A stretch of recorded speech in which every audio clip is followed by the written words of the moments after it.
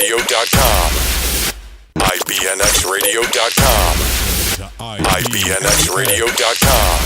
IBNXradio.com. IBNXradio.com. IBNXradio.com. IBNXradio.com.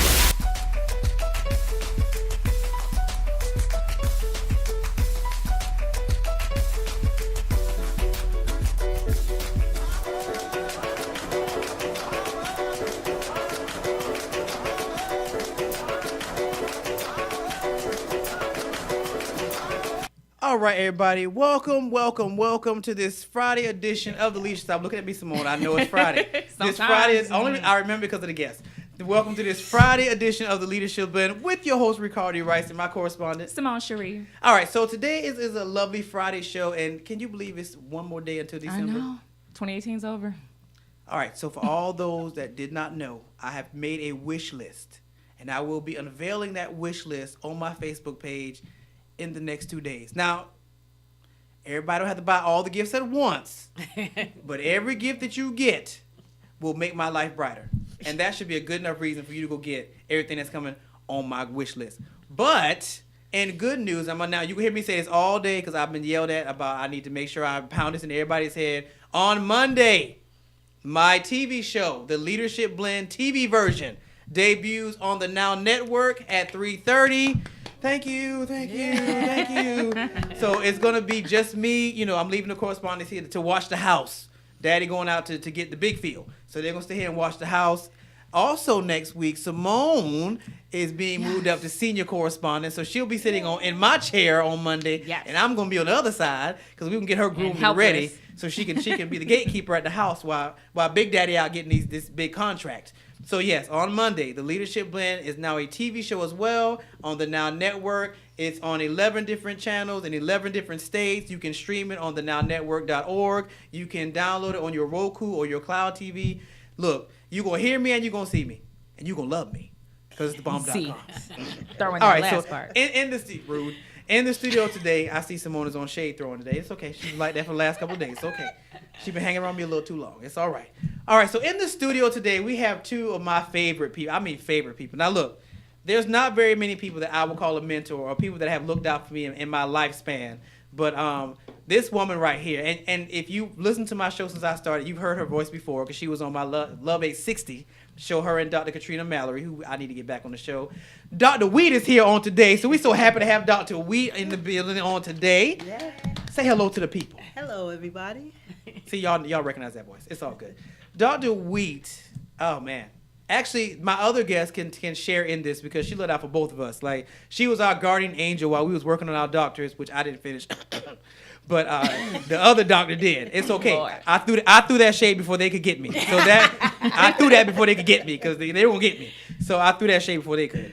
So my other guest is we were in the program together. She was ahead of me, and of course she's the doctor who doesn't like to be called the doctor, which is absolutely ludicrous considering the price of our student loans. But I digress. Dr. Debra Henson is here. Say hello to the people. Hello, people.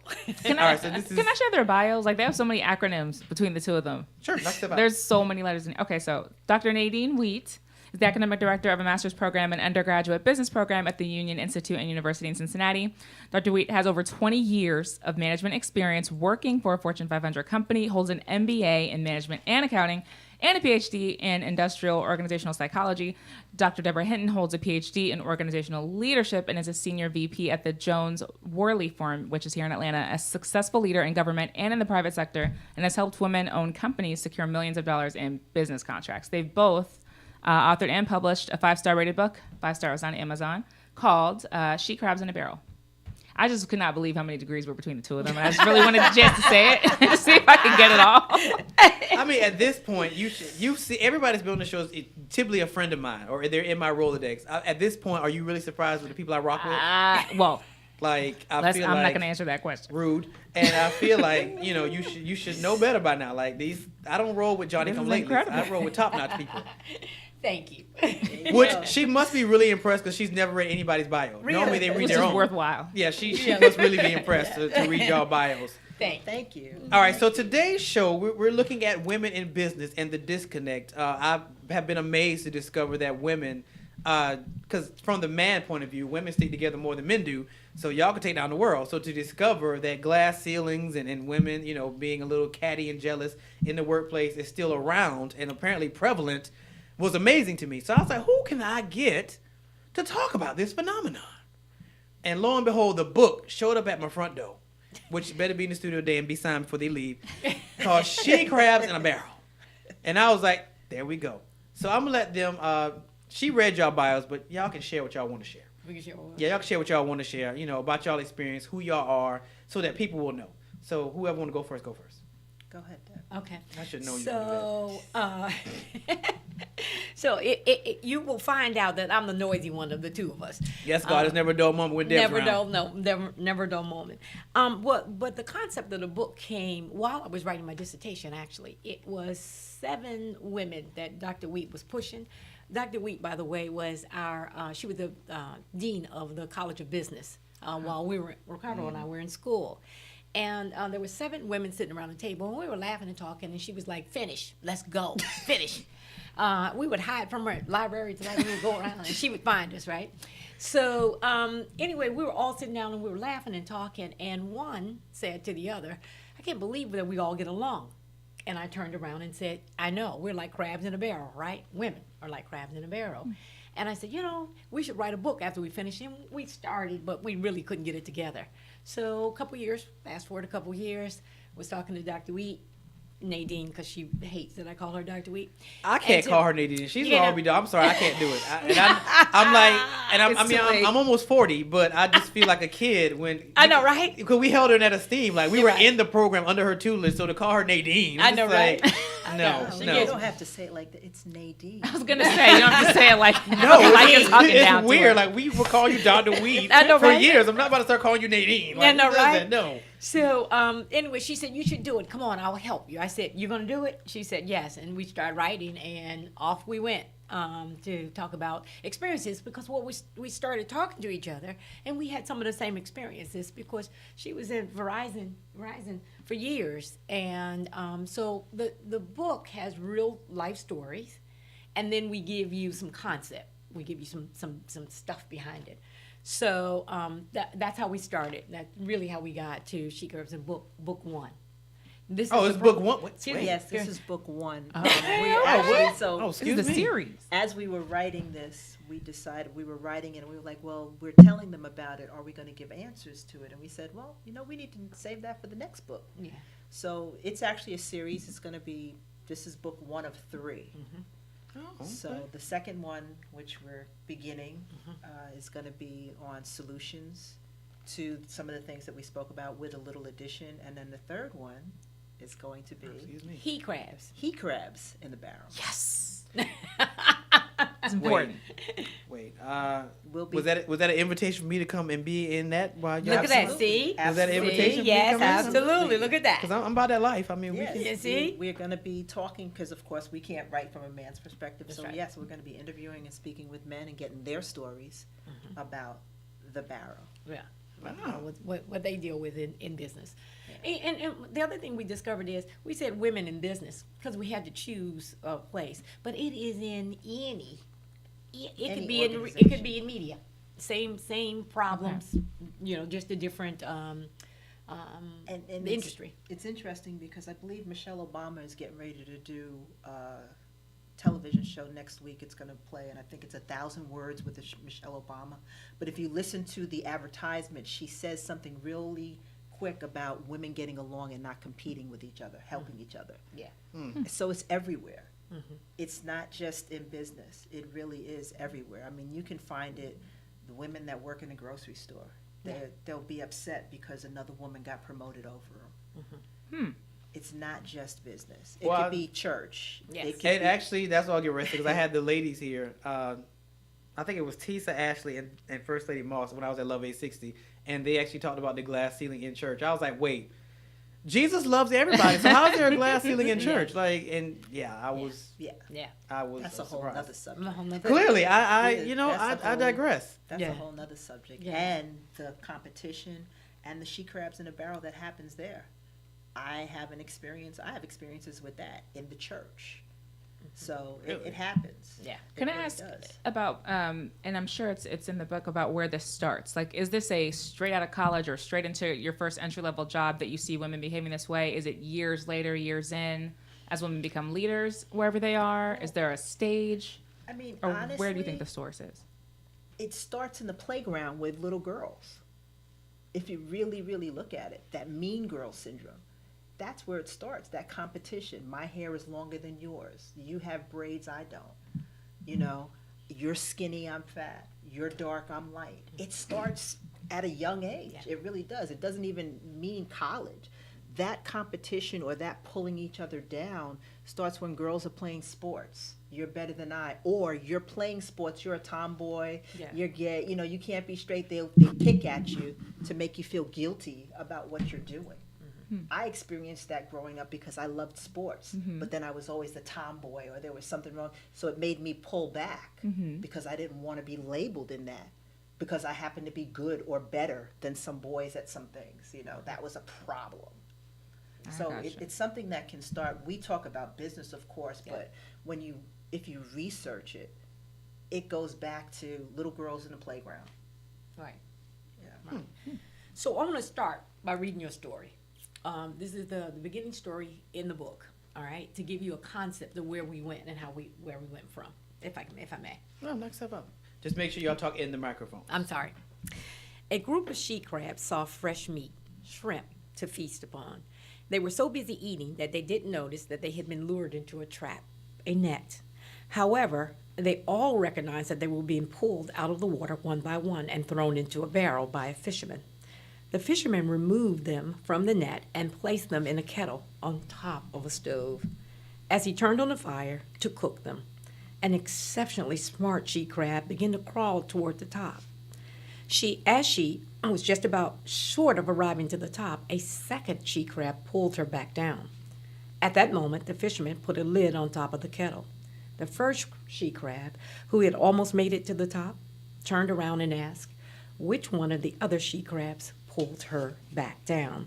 The second she crab responded, you were trying to get ahead of us, to which the first she crab declared, no, I was attempting to climb up and out of the kettle to turn off the fire in order to save us all. So here was a person who was trying to help us. I'm going to get ahead and I'm going to pull us all up. Let me get in. Let us figure out how to do this, and then I'll bring people with me. However, the jealousy was, no, you're trying to leave me, right? No, you're trying to get ahead of us, and then you'll forget about us. So then we talk about jealousy. We talk about fear. Yeah.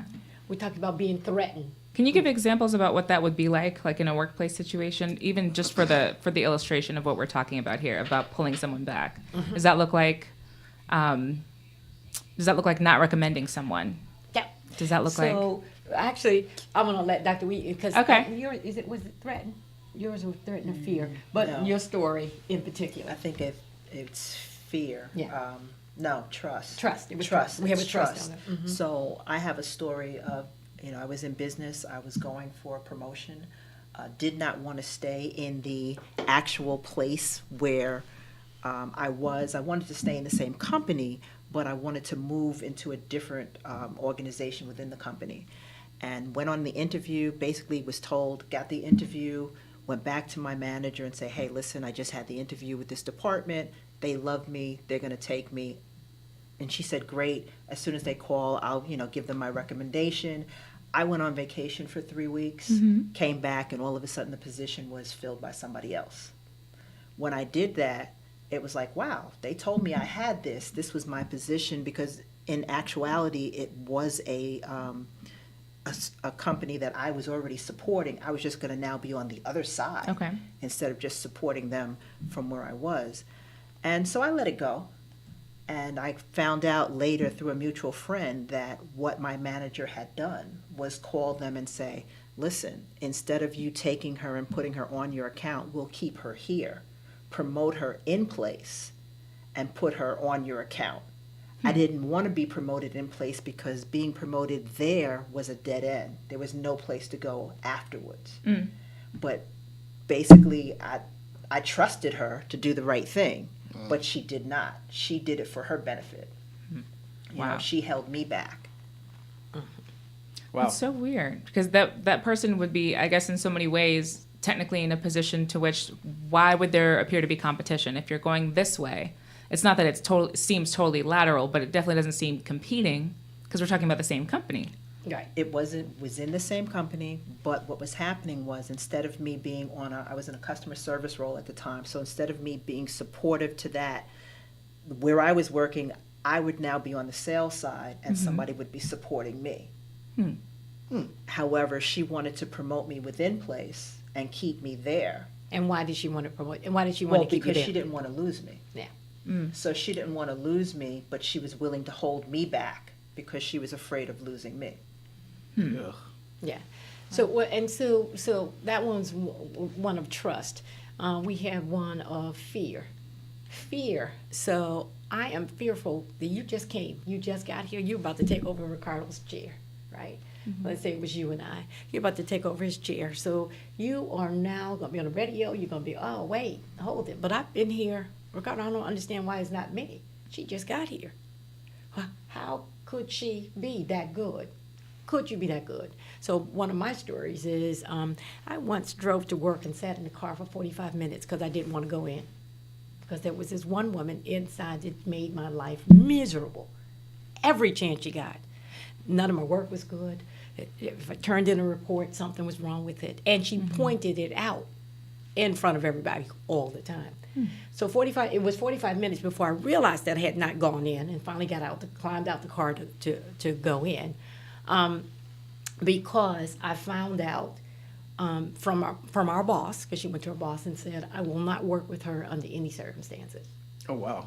Under any circumstances will I work with Debra.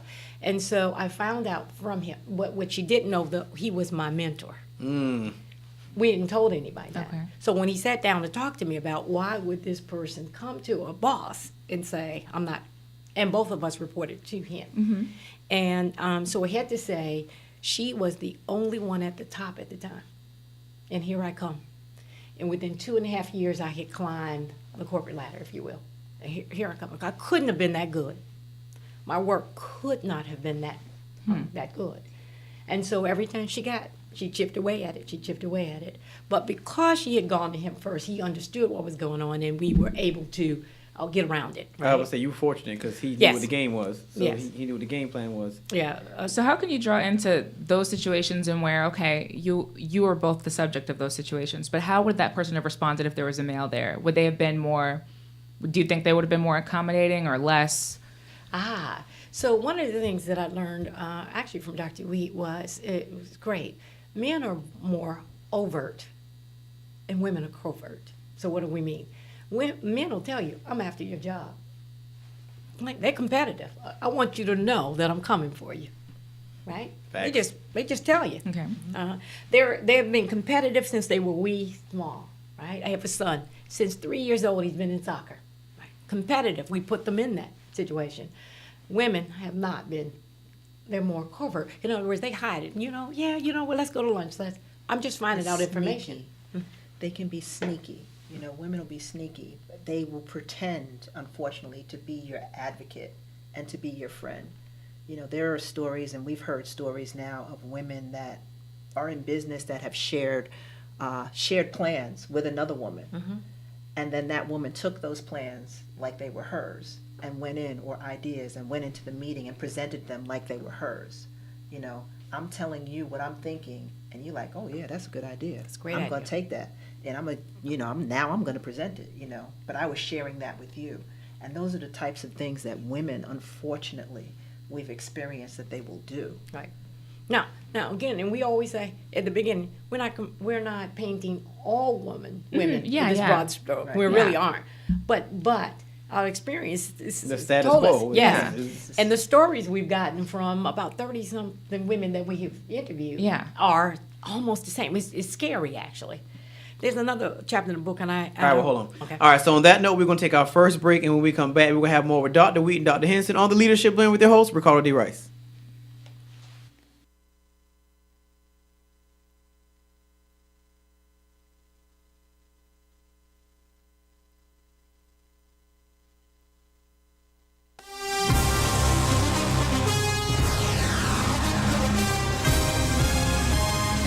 Attention sports fans, tailgate season is here, but you can't keep doing what's been done. It's time for a change. A change? Yes, a change. This year, take your tailgate game to the next level with mobile tailgate parties. That's right, mobile tailgate parties. Throwing all-inclusive tailgate parties since 2011. What? All-inclusive?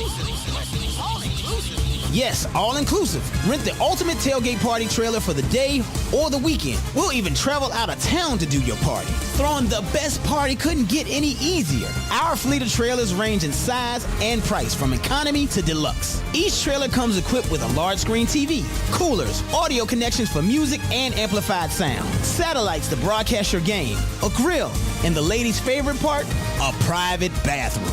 No more porta potties for your guests. Score! Or upgrade your experience. The deluxe tailgate experience could include event consulting, a grill master, rain-ed grilling, multiple TVs, tents, chairs, a DJ, host, and more. The big game is coming, so get your free quote today at 678-516-1312. That's 678-516-1312. Or visit us on the web at www.mobiletailgateparties.net. That's www.mobiletailgateparties.net. Be the envy of the lot this season with mobile tailgate parties.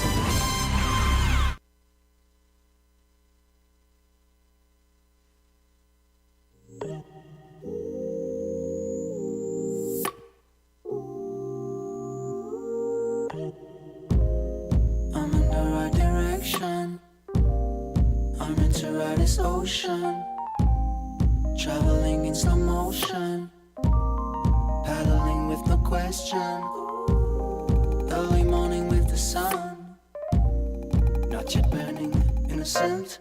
I try to be a good son, myself 100%. Oh,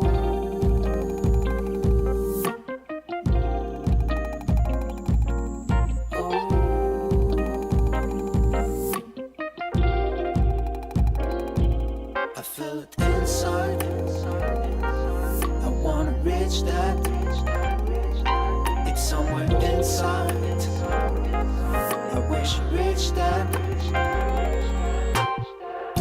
Skyline, skyline. I wanna reach that skyline. Skyline. I wish I reached that skyline. Skyline, I'm gonna reach that skyline. Skyline.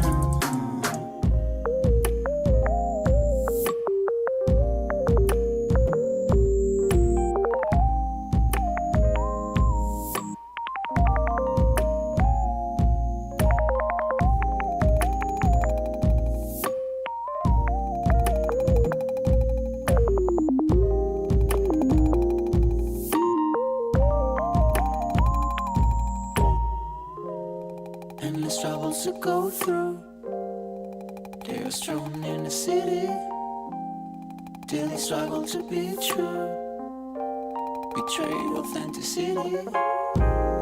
Poison all around, but still I will take another round or another ride until we take off from the ground. I feel it inside.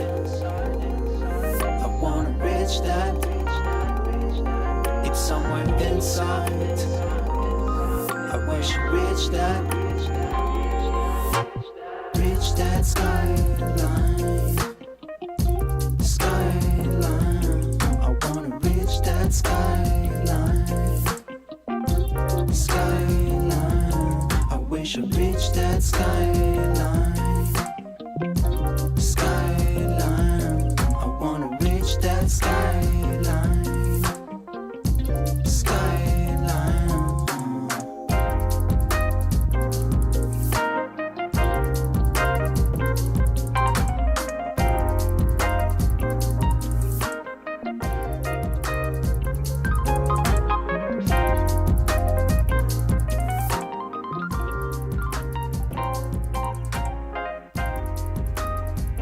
Ricardo D. Rice from the Leadership Lane, where we're simplifying your leadership.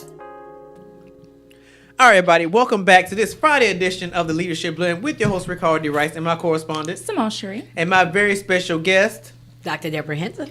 And Dr. Nadine Wheat. All right, so when we left to go on break, we were just getting started to dig into this whole women versus women thing in the workplace. So when we left, Dr. Henson, because I'm not saying Debra and I'm not saying Nadine, so Dr. Henson was making reference to another chapter. So finish with your thought. So there's also a chapter in the book called Is It Me?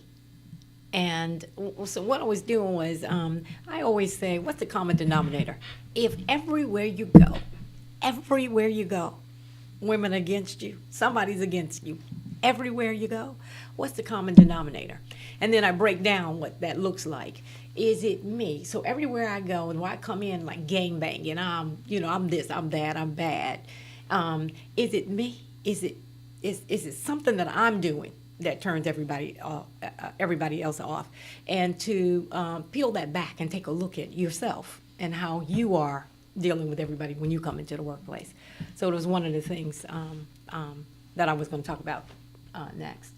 But Dr. Wheat was, Simone asked us a question during the break that Dr. Wheat wants to bring Can into. you ask your question? Yeah, it was just, how do women who you kind of lay out in these examples, how would they have responded to a man in that situation? Would they have felt as aggressive, or would they have taken the same tactics? Would they have even felt like they could treat a man that way, or is it that they specifically know that other women, probably won't retaliate, or that they may get away with it, or that there's nothing another woman will do? Well, what you'll find interesting in some of the research that we've done is that women like working for men because they don't have that same problem. They don't have to worry about that woman that they may work for, either betraying them or not trusting them or anything of that nature. And men, according to the research, they actually stand back and watch the women fight with each other because then they don't have to do anything and they go right around doing it. So my experience in working for women has been, but if I work for a man, I can say I've had great experiences because I haven't had that issue. I haven't had to worry about, trusting somebody when you go to your boss saying, hey, I'm going for a promotion, and, you're expecting support and you don't get it. Mm-hmm. So sometimes you will find some women, that the sneakiness and so forth, that can be with anybody. Mm-hmm. But you will find a lot of times that women tend to be a little bit more comfortable working with a man because they know they're not dealing with another woman. Wow. I have heard that a lot, actually, from peers of mine, that they like working for men, or that they don't like working for women or around a lot of women. Mm-hmm. I mean, I will say that I thought it was a myth. And then I ended up working with a bunch of women. I was like, every week y'all got to go every week is something new. Like, so do we really believe that women are more emotionally led when it comes to leadership, and that's part of the problem? Or that's one of the problems? That because men can go into a work environment and just do a job and go home, fire their homeboy, and then they go have drinks after it's over with. Yeah. Do you think women are a lot more emotional and create more ties with each other, or would desire to create more ties with each other?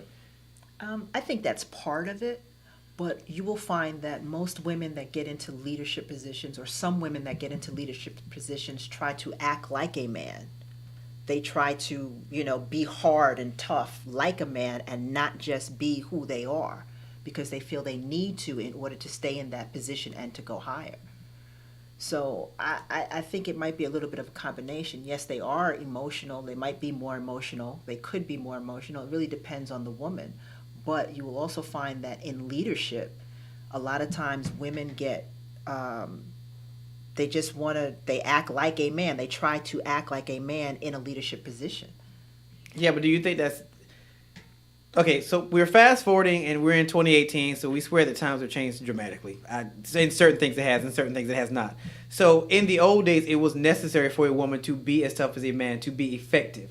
Do we think that has changed? That a woman can be, a lady and be able to run a Fortune 500 company, or does she have to have some kind of dogma or resemblance of a man's strict leadership, or should it be both? Well, I think it should be both, and I think we have both. I think there are women that just as They use the word soft, but could be just as soft and running Fortune 500 companies. And then there are some that are still, that world that they're in happens to be, this is the way we think. You must think this way in order to be of us, one of us.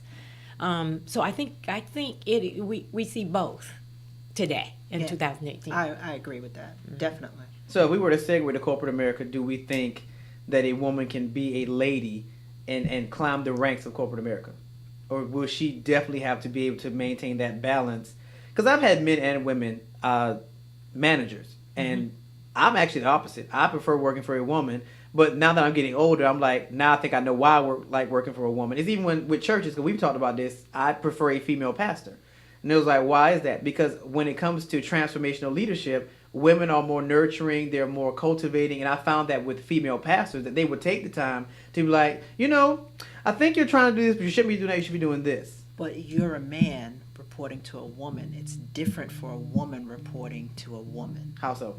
Because you will find sometimes that women will be harder on women than they will be on men. Correct. That is what we found. Yes. Why do we think that is? I don't think. Excuse me, doctor. Yeah. Excuse me, Dr. Weed. I mean, well, what is the research? Well, let me switch it back. Listen, I don't even have to talk about research. I can talk about personal experience. I've seen it. That women will be harder on women than they will be on men. Why is that? Like, what is? But I've seen it the same way the other way too. Like men are harder sometimes on male subordinates. That they'll talk to them a certain way that they won't talk to a female subordinate. They just won't be as, well, you idiot, or how did you mess this? Like, screw this up. Like, they won't necessarily do that. Correct. To a younger. I just want to say that I've even seen it in parenting. I'm the oldest of 5, and I have a little sister, and she is getting raised way stricter than I was. She's getting it from your mother. Yes. Yeah, way stricter. Sure. So part of it is I really want you to do well. Part of it, I really want you. Got to stand up. You can't be emotional. You can't be falling apart. When we go into this boardroom, I need you to come in and I need you to have your stuff together. Get it together. So part of it is that. But if you don't know that, if I'm a woman and I am your leader and I'm not telling you that this is what I'm doing for you, you don't know that. So no, you know what? I don't want to deal with her because she's gonna be rough with me today, and I don't feel like it today. Let's just call it spade a spade. I don't feel like it today. But then we're saying on the other side of that though. So we're saying that women will take another woman under her mentorship, but if she gets to a point where she's starting to succeed her, then it becomes a problem. We found that too. Well, I mean, we really have a story that has happened to. That just all of a sudden, I don't want. Wait, hold it. I had a woman once tell me, "You can't make more than I make." I said, "Why?" She said, "Because it won't look good." I said, "To whom?" She said, "To everybody." And I went, "Well, how do they know?" I mean, when I won't tell them, you won't tell them. How will know? And then it was, you can't, your position shouldn't be higher than mine. You shouldn't. I'm like, Who were they to you? so actually, co-workers, but she was a mentor to me. Okay. I came in after her, so she was trying to help me get to wherever I was going. You can't. You. And of course, I end up, just going right past that. Well, Ricky knows. Yeah, that's. Okay, so look. I'm going to do a good job. I'm just going to do a good job. Look, there are some women who will take down and go sideways, and then there are some women who will knock down a mountain and keep moving. Deborah's knock down a mountain and keep moving. I'm just going to keep I'm not going to give the example. The three of us have seen how she will take down a giant, whether it be a man or a woman, and keep pushing. Because right is right to me. That really, it is. Okay, so what I do is try to look at self and say, okay, what have I done? And whatever I'm doing, is that wrong? Yeah. Right, so I can correct it. And if it isn't, you see me drop my head. Yeah. I'm like, okay, well, so, and then I go find the rules. Part of the reason we get in trouble is that we don't know what the rules are. We talked about that last week. Right. So I go find out what the rules are. And so now I'm powered with the rules. I just go right to the line. I never cross the line. I just go right to it, though. Right, tippy toes, right there. But you kick that line. You might not go over, but you'll kick it. You'll okay, play with it. You'll drag it. A little bit, Ricardo. You'll drag it. You'll kick it. But you'll find also too in education, when it comes to education, women are threatened by. You have a doctorate? Yeah. Really? Yeah. Oh my God. Really? Yeah, but that could be said for men too, though. Well, Yeah, it could. It can. That's- Absolutely. It could. It can. I mean, and that's in general aspect. Yeah. That can go male and female, but you will find that to become a problem sometimes. Yeah. When people find that out about you. That happens. So it's not just You find yourself holding yourself back sometimes because you don't want them to know all that stuff you just read. Like we just on the back, Simone, you wasn't supposed to read that to all the people. But so now you're careful. But I have a guy friend that told me, don't you put on your. No, absolutely not. You walk in, this is what I got. I worked for it. Didn't I, Absolutely. Ricardo? Oh, that's an understatement. Absolutely. Well, another question this brings up for me too is like different types of environments, because different industries and even different companies have different cultures. Yes. And so how much people can see, like if someone could really see that, okay, this was your idea and then someone else took credit for it, I mean, you would look crazy. Yeah. But usually you can get away with but so much, especially in different types of environments. And when I worked in finance, I remember it was very formal. There was a process for everything. There was a dress code for everything. And there was a very clear structure, very clear hierarchy between your titles and all of that. Right. But in lots of cultures, it's much more collaborative, or in different industries, it's much more collaborative. There isn't a direct report per se. There's a team. There may be a couple of people ahead of that team. There's a little bit more fluidity in terms of who's responsible for what. And I wonder if the culture has a lot to do with even someone's ability to keep you here or to keep you there. Good point. I think it depends. Because like you talk about the team atmosphere. I mean, I've been in business meetings where I've said something as a woman, and it was like I was invisible, and then the man would come back and say almost the exact same thing. They're like, "Oh, that's a great idea," and I'd be like, yeah. did I not say something? What did Yeah. you not hear me? Was I not clear? Change a word here or there, and they're like, "Oh, that's wonderful." I'm like, "That's what I just said." So it can happen in any atmosphere. it really could. really can. And that's my favorite thing to call out in meetings, which I hate in general. Just meetings I hate in general. But I love saying, we already said that. So and so just said that. Like this is repetitive. Like, come on. Okay, so Okay. my question is, do we still believe that society has said there can only be? It's not, if you watch American Horror Story, sorry, which I do, and you watch Coven and all that stuff. There's the Supreme, who is the one woman. She's the head witch, and it can only be one. Right. Do we think that society has created that construct that says there can only be one powerful woman existing in any type of space? And I'll use an example. We were talking about the whole Nicki Minaj and Cardi B debacle, and the question came up, what is the issue? There can Yes, be what is 2 or the 3 female rappers. Right. Why does there only have to be one, and you all are vying for this one spot? Has society taught us that there should only be one supreme? Like one woman, one powerful woman existing in any space, in any arena at one time? I think they're just competitive. And I think that the older one, the one that was there first, is standing and saying, you can't beat me. Well, it just goes back to what we just said, though. It's just now they're in competition, right? And everybody, the young one, everybody's starting to like, she's cute, she's fine, she's this, that. Her beat sounds better. And the older one is going, wait a minute. I was here first, and I do it better than you. Says who, right? Mm-hmm. Says who? Says those people that bought the millions records from the. Notice I just dated myself. Records. I was gonna let you have it. I wouldn't even. Since you pointed out Debra's old, she's old. She looks good, but she's Still old. say record. I do not. I might say CD. That's not that old. She said record. That would even have come to. That would even come to my mind to say record. Copy. But I digress. No, right. Record. Jesus.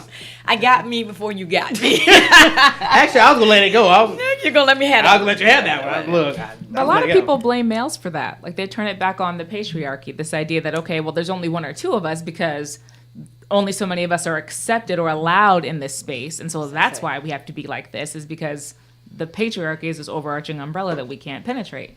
And guess what? And Dr. Weed said a little earlier, the men just sit back and let us go at it. Mm-hmm. So what's going to happen between the two of them? Somebody's going to fan out. But it's the easier thing. Like I said, I have a position now where there are women who are my superiors, and it's a fight between them and the employees, because a lot of employees are females. The only thing I can do is sit back, because I'm like, I don't even know what to say. But why would you get involved? Yeah. It wouldn't benefit you to get involved. Yeah. Let them, whoever's left standing, that's who you go and work with. That's Yeah, but it disrupts the flow of the Yes, it does. workspace. So I'm just like, at this Absolutely. point, we It can't does. do our job because women are a little more emotional. So They can't just fire each other and walk away. If I fire, first of all, I don't know how to fire you because we go out, we hang out. I don't know how to fire you, and then I don't really know how to talk to you about what you're doing wrong. But I have to because it's my job. Yeah. And then if I do sit down with you, I feel like I got to gloss it over with something nice. I'm going to fire you, but I made a call down the street, so you have an interview in an hour. Whereas a man will come and be like, "Look, bro, you ain't doing your job. You got to go. Like, I'm sorry, player. Like, but we getting Drake's later, right? Hey, yeah, we good, dog." It got to a point where I was like, okay. As a male, my first instinct is to get to the root of the problem and solve the root so that all the symptoms go away. Right. With this debacle that they had going, there was no root. It was family issues that they brought to work. One of them was related. It just became this big mess. I was like, I don't even know how to fix this. So I'm just going to sit back.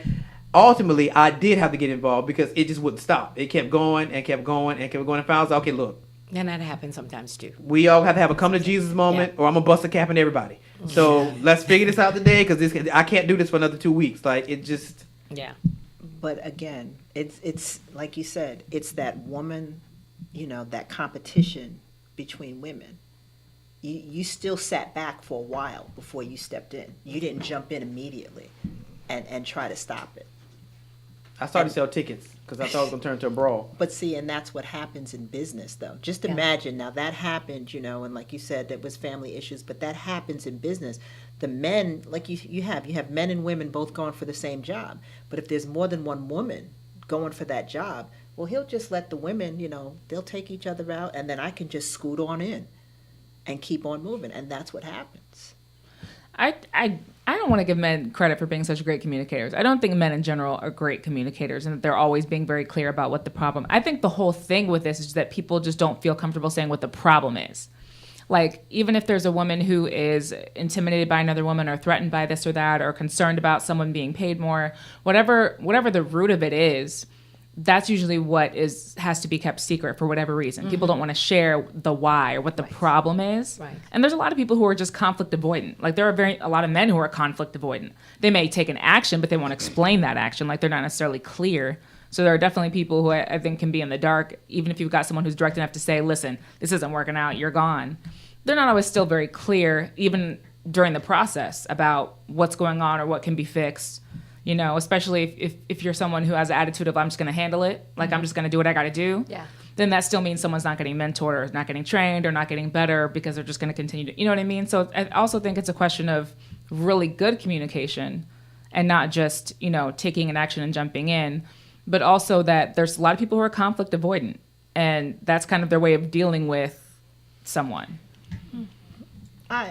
I can understand that, but I think if you take a look at the aspect, like with the chapter that we have that says, is it me? Are you going to be willing to say to somebody, you know what? Hey, Deborah, I'm really a little, concerned because you're moving too fast. Like, why are you trying to get ahead of me? Or, it's bothering me. Am I going to say that to Deborah? No, I'm going to start feeling some kind of way. Because if she says that, because if I say that, then it's going to be like, well, that's how you feel. Yeah, that's and then not you realize how crazy you were, and you probably changed, which is why if you just said it, like the real thing is, well, actually, I'm very insecure, and I'm a little worried about my career, and I feel underpaid and undervalued, and so that's why I don't like you. I mean, yeah, but if a woman said that, how would that be received, though? If I really felt that way and actually verbalized it, what's going to happen on the other side? Or if a man, but what a man said, like what I'm saying is, I don't even think men articulate themselves that way. Period. Especially when it comes to, and men, and men are emotional. I just don't think they articulate their emotions. They just don't. They're not going to go into it that way. They're not going to talk about, well, actually, I'm this old, or I'm making this much, or I've got this much debt. They're going to act, I think, maybe much quicker than a woman may, especially, because you made an example about being outside for 45 minutes because you just didn't want to go inside. So I do think a man may act more, but I don't think he's going to articulate all of those little nuances either, or do that level of self-reflection either. Well, yeah, but we don't really, there's not really we're taught there's not a place for it. So it's kind of like if you feel it, you deal with it, and it's just like you keep it pushing. And I think when I had my old correspondence, we had that conversation, I think with Terry, and I was asking about, she was a manager, and she was saying that she had a breakdown and all this other stuff. And I was like, yeah, see, for a man, we don't have space for that. Like, that'll get you fired off the rip because that's just not how we're raised and how we're taught. Agreed. But all right, let's segue. So in current news, good old Dr. Pelosi, and I'm going to put a doctor in front of her because she old. Wait a minute. No, she's just old. Good old Pelosi apparently is taking the speaker position back. Now, I was a big fan of Pelosi, primarily because I liked her name. But in this instance, I just can't. I just feel like with the wave that happened and all this diversity coming, Pelosi is old school, and I don't feel like she can carry a nuanced voice. I feel like she does a lot of talking, but as far as walking, I didn't see her do a lot of walking. But my question to you guys is, you got a couple of variables in that because Pelosi is older, especially considering the new women that are coming in the House. Right. So what do you think that's going to look like in the halls now? You got Pelosi, who's old school, trying to speak the language and communicate with young ladies who come from all different backgrounds, literally. What does that look like? Like, what do you think that's going to look like in those halls? Based off y'all theory in this book right here. In this book right here. So I think this is interesting. That's a great question. Because the new House has a lot of young women. A lot. Yes. More women than ever before, I think it is, if I remember it correctly. And so there will be some pull and push and pull, I think. The young lady from New York that everybody keeps talking about, she's the youngest, 26. Right. Alexandra New York is where it's from. Ocasio-Cortez. Yes. Yeah. Already, I mean, the media is talking about her. Everybody's talking about her, and I watched her on one of the news stations, and she was factual. She was and I'm gonna go in there and I'm gonna fight for what my district needs. She talked all about her district, what her district needs. And if they think I'm just not going to, that's not going to happen. I don't care, Democrat, Republican, I don't care who it is. So they asked her about voting for Pelosi. And she said, well, initially, the 19 that signed the letter, she said, but my problem was they didn't bring another solution. So there was nobody to run against her. And I wasn't voting against her just to vote against her. However, I do think that she needs to come with what she's going to do. What will she do? We on the break, we also talked about age. We were talking about women in age, how young versus old. And I called the apex of your career, about 50, 60. You're like, I don't care about all this stuff anymore. I mean, I'm on the backside. I'm at, that's where I'm at. I'm on the backside. But between that young lady's 26, I believe, but 20. So she's really, let's go, let's do this. She has just won a seat. She unseated. She was a bartender 3 months ago. Yes, right. Yeah. Really? Mm-hmm. Yes. Mm-hmm. That's part of her unseated a story. guy that had been, I think, 20 years in the House. Yep. And she's very socialist, very progressive. Very much so. First generation. First generation. I don't know what's going to happen, but It's going to be interesting to really see how it takes place. and how those women. And that goes back to your leadership with the generation gap. Yes. The That's a generations. segue to the lovely Calculated Conflict, which is on Amazon.com. We'd like to purchase that. Calculated Shameless. Conflict by Ricardo Just D. Rice. shameless. Hey, it's my show. I can plug all I want to. And again, remember, on Monday, the Leadership Women TV show, 3:30, the Now Network. But that's a good background for this conversation because the political pull is that Pelosi has 15 plus years of experience, donors in her pocket, people she can call, political capital that she can pull from because she's been in this for 15 plus years. Right. And on the other side, there's voters who are like, okay, we really want something different. Like we've got a very strong-headed Republican opponent here. We need a strong Democratic opposition.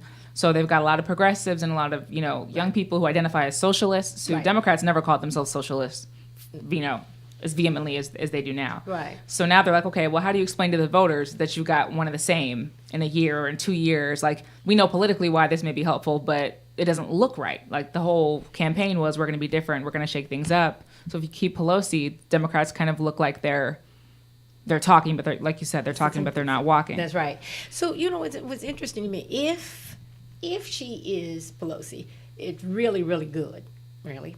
From a leadership standpoint, some of the concepts that we learned, if she's really, really good, she put everybody in the room, or she separates and put groups in a room and she figures out how to deal with different groups in order to bring the groups together, because she's going to have to bring the groups together.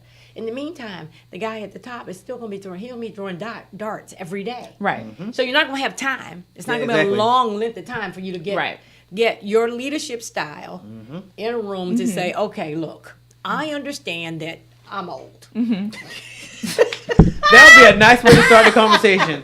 That's I'm be old. very blunt. And that my ways seem to be Are- old. However, I am open to new concepts, new ideas. Yeah. Let's talk about those. So one of the ways, another reason she won, is because she is going to put some of them in leadership positions. I think she She has might. the power I to think do she that. might, see? Yeah. So I know how to get you to be quiet. You go in there Okay. and lead Yeah. this, because now you're busy. Because you gotta get busy. Yeah. So now you're busy, and you need to run your And that's team. important. And do you want a newly elected official to be the person who's got, you got to do all this fundraising? Yep. You know, you're still a minority because Democrats are still more Republicans than Democrats. So That's you're right. under a lot of fire. There's a Yes. lot that you probably can't. You got to be very strategic. Like, do you want somebody new in that position who's never right. even been in Congress before, but now they have to be not only in Congress, but, the Speaker of the House? That's like the top ranking Democrat. You know, it's interesting that people always want to be at the top until you get to the top. Well, right. It's a And lot. the work yeah. that you have to do to get there, or And to stay there. to stay there. Mm-hmm. Yeah, to stay there. So, people want my position all the time. I'm like, okay, well, have it. Okay. Go for it. And then you get there and go, well, you know what? Because sometimes it's about money. I just want to make more money. Yep. I just want to be, some of us power. I just want to have the power. And forget that they don't just hand you your paycheck. You work for that bad boy. They don't Oh, just yeah. hand you that six-figure That's salary. That's right. fundraising. No, you work for it. So she's done a lot of work. She fundraises more than any of them. She can get the money. But what we need is a mouthpiece, though, because you got to fight. Yeah, I was going to Yeah. say it's that balance. Well, I interrupt hopefully, if she's if she's good leader, okay, if Pelosi really pulls up her leadership, she'll, like Deborah said, she'll make those people work for her. You're a good leader, uses what they Right. have to That's their right. benefit Right. to make them better. Right. I get it that she's been there longer, and yes, like you said, do you really want somebody brand new that has no experience? Correct. Yes, they may Yeah. have the mouth and the voice, but they don't know the nuances. Right. So hopefully she'll pull somebody up under her wings and start to teach them. That would be the optimal. I think so. A mentor, somebody that could either be totally vocal or really begin to do some new things and bring it in, because again, the common enemy is on the other side. Right. So if we're fighting within ourselves, Yes. they're fighting within themselves. Yes. They've Easiest got way what to they lose. wanted, right? Yeah. They've got what they wanted because we're too busy fighting over here to even worry about what we're really supposed to be fighting against. Correct. All right, so on that note, we're going to take our second break. And when we come back, I want to get into how do we get on the other side of women mentorship and dispel this, I don't want you to go higher than me, but I want to mentor you. So stick around, the Leadership Blend with your host, Ricardo D. Rice.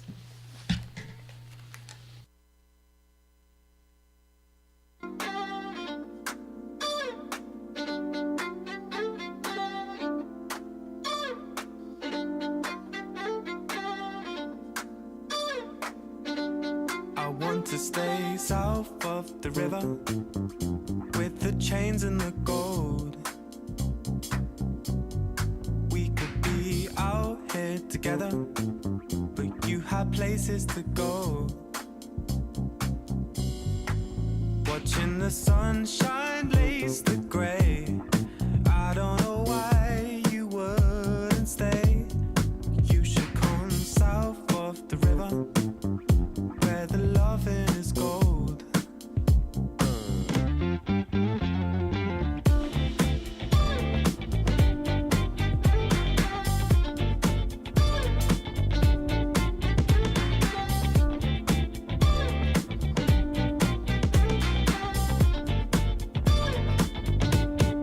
You should come south of the river. This is where it all starts. I think that we could stay here forever, lie on the roof till it's dark. And when the last bus pulls away, I swear that I almost heard you say I should move south of the river. I want to get to know, I want to get to know.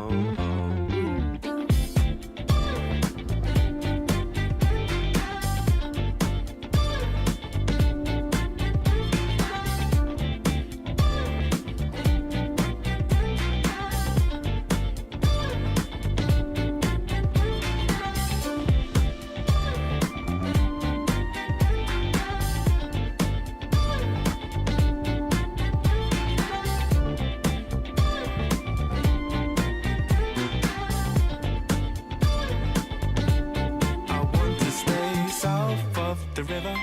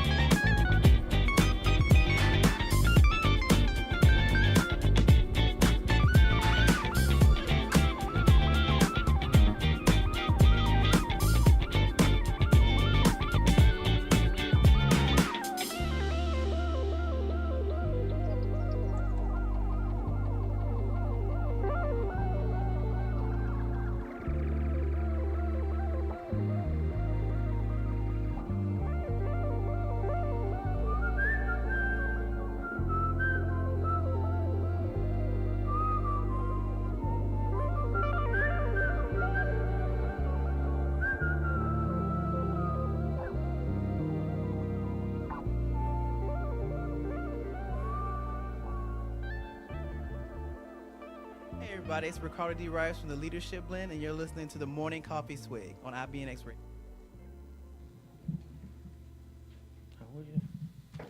All right, everybody, welcome back to this Friday edition of the Leadership Blend with your host, Ricardo D. Rice, and my correspondent, Simone Cherie. and my special guest. Dr. Debra Henson. Dr. Nadine Wheat. It sounds so nice when y'all say doctor. And Ricardo D. Rice, doctoral candidate. I had to put that in there because y'all make me feel bad, all this doctor stuff.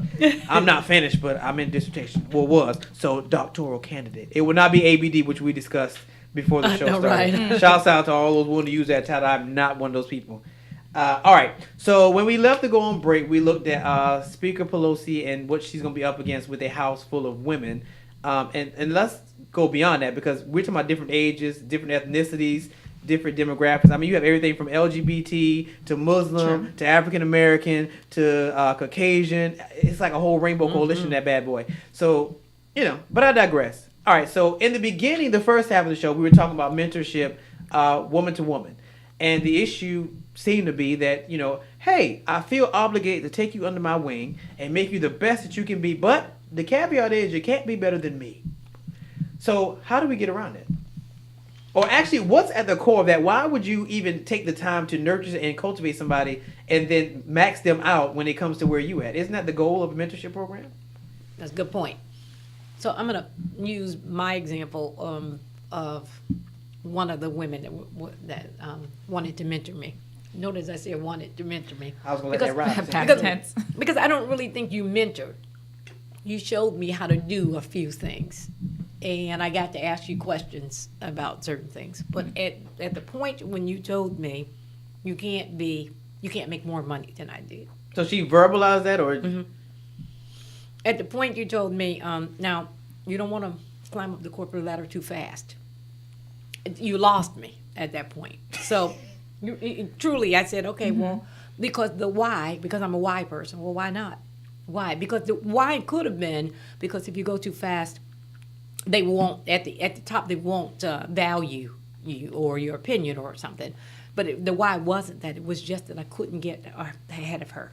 All right, so hold on. So stay in that moment because earlier y'all was saying that, I think it was on the break, about women not verbalizing like men do. Because a man will come in and say, look, bro, you can't take my job, like at this point blank. Correct. But a woman will, do the song and dance because they feel like. So because she verbalized that to you, did that make you feel better or worse moving forward?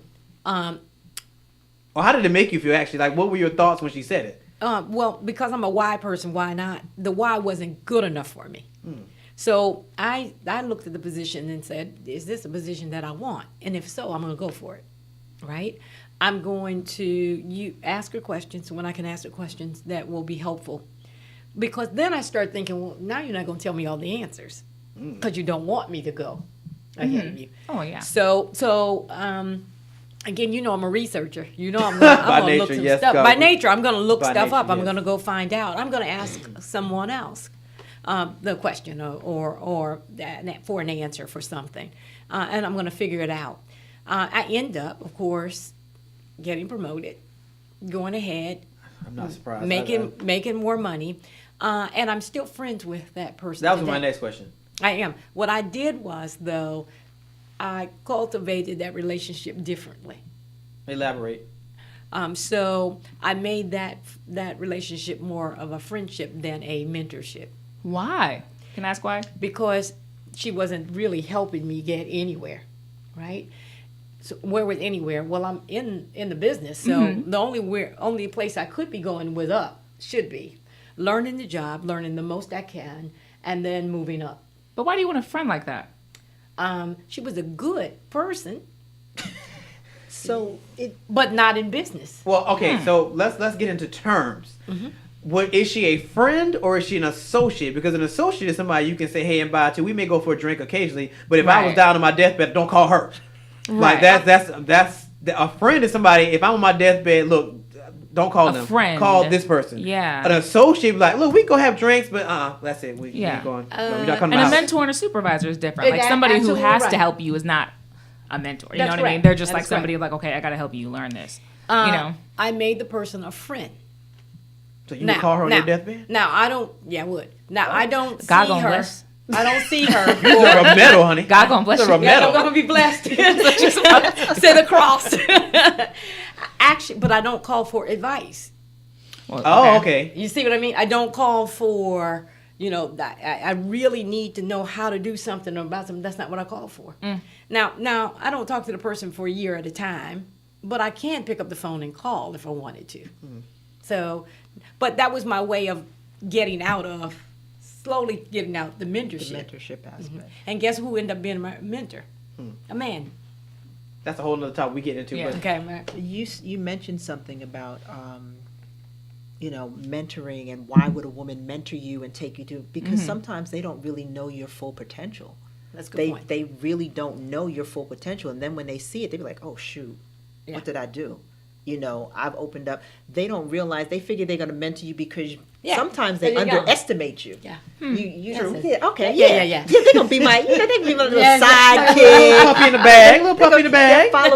Follow me wherever I go, and I'll just take them with me. Right. They don't realize your full potential, and then when you come out, for me, I'm very quiet. Most people don't understand. Yeah, but I've seen the other side of you. Right, but most people don't understand that I sit, I watch, and I listen, and I'm observing all the time. Right. So then when I do open my mouth, everybody is like, oh, wow, wait Right. a minute, hold on. They've underestimated who I am. So that's what people do. Yes, I'll mentor you, absolutely. Yes. Because I don't You know, know, people I say don't know yes your all full the time. potential. Absolutely. I don't know your full potential. But then when I see your full potential, oh, wait a minute now, I either have to step up my game or she got to go. Yeah. True. Hence, you can't don't go too fast. Right. Don't Don't get ahead of me. Don't get ahead of me. Yeah. All right, so that poses a question about a mentorship program. So is it the job of a mentor who is running a mentorship program or have mentees under them to be able to see somebody's potential when they take them under their wing, or should they just learn how to, because mentoring is not a cookie cutter thing. Everybody needs different levels of different things. So to be a mentor, should you be able to see when somebody walks the doors? And I'll use the example because we always talk about, shouts out to Dr. Joan Humans, my spiritual mother back at home. When she got me, she knew immediately things I didn't know. So she was like, when stuff started happening, she was like, I knew that. It's a spiritual thing. That's a spiritual thing. That's different. Oh, you think so? I think so. I think that's a spiritual thing. I think that was something God, I think that's different. Not everybody has that. So in the natural, do you think that it's a In the mentor's natural job? thing, I don't think a mentor can. They may not. But I think it's a mentor's job to be secure enough in themselves that it's okay if somebody can get past me. You know what? Guess what? I helped that person get above me. They should feel better about it rather than feeling like, oh, you passed me. Yeah. See, that's the difference. It's being secure within who you are. Correct. Because if I'm secure within who I am, hey, if Deborah ends up, you know what? Now I know somebody up there. Yeah. Right. I was there when, and I know somebody there. But most people can't think that way. They look at it, oh, they're passing me by. I like to look at it. All the students that I have, hey, you radio, TV, I feel great. You should, 'cause I give you some props. Not too much though. I don't want you to get a big head. But I give you some props. But I can say, listen, that was a student that I had in my class, and look at where he is. Yeah. But do you think that's a woman versus a man thing? 'Cause I instinctively think like that. Like I don't care if you I get. think it's an individual. Yes, thing. an individual thing. It's an individual Absolutely. thing. It depends on who you are. Yeah. It Agreed. really does. I'm not that type of person. I'm happy to see other people get ahead of me. Because to me, it makes me feel good. It makes me feel like, oh, well, look, if they can do it, guess what? I guess I can too. Or I have somebody to reach out to. You published your book before we did. I didn't feel any kind of way about that. I was proud. I did. So we even. I felt some kind of way when you finished your doctorate. So we even. I mean, I was proud. I was happy. Now, did it push me a little bit more? It Yes, did. it did. It pushed me a little bit more. She came to your book signing and then called me. Wait, you a bird now? She You got flying busy. over? She got busy. But it did push me a little bit more. But I was happy and I was proud. I didn't want to pull you down. Yeah. So do women benefit from, like, it's weird to me to imagine a program, because it sounds to me like, it seems like such a personal thing when I think about the mentors that I have, like it was organic. It was not, do women benefit from, do you think women more so than men would benefit from a formal mentorship program? Like I know certain companies do have them. I know they ensure that those are there. Right. But are those as fruitful as like just an organic relationship? You know what? So as soon as Ricardo asked the question, I thought about those programs, because sometimes you're assigned a mentor. Yeah. They don't know you from Adam or Eve, right? And somebody's been assigned. Some come in it begrudgingly. Okay, Yeah. I'm sure. Yeah. Gotta I'm admit saddled you with because they you. told me, right? I'm saddled with you. What you want to know? Right. What do you do? What can you do? And some are real good and very, very active in your corporate life, and some aren't. Come see me once a month because they told me we have to see each other once a month. Right. And some going, okay, that's good, that's where you're going. Some don't even understand where you want to go. Yeah. Right? So sometimes to be assigned a mentor is not good, right? I think you should find your own mentors, because there's somebody I know, Ricardo's doing fantastic, and if I want to be in radio, I'm going to follow him. I'm going to see if he will mentor me. Yeah.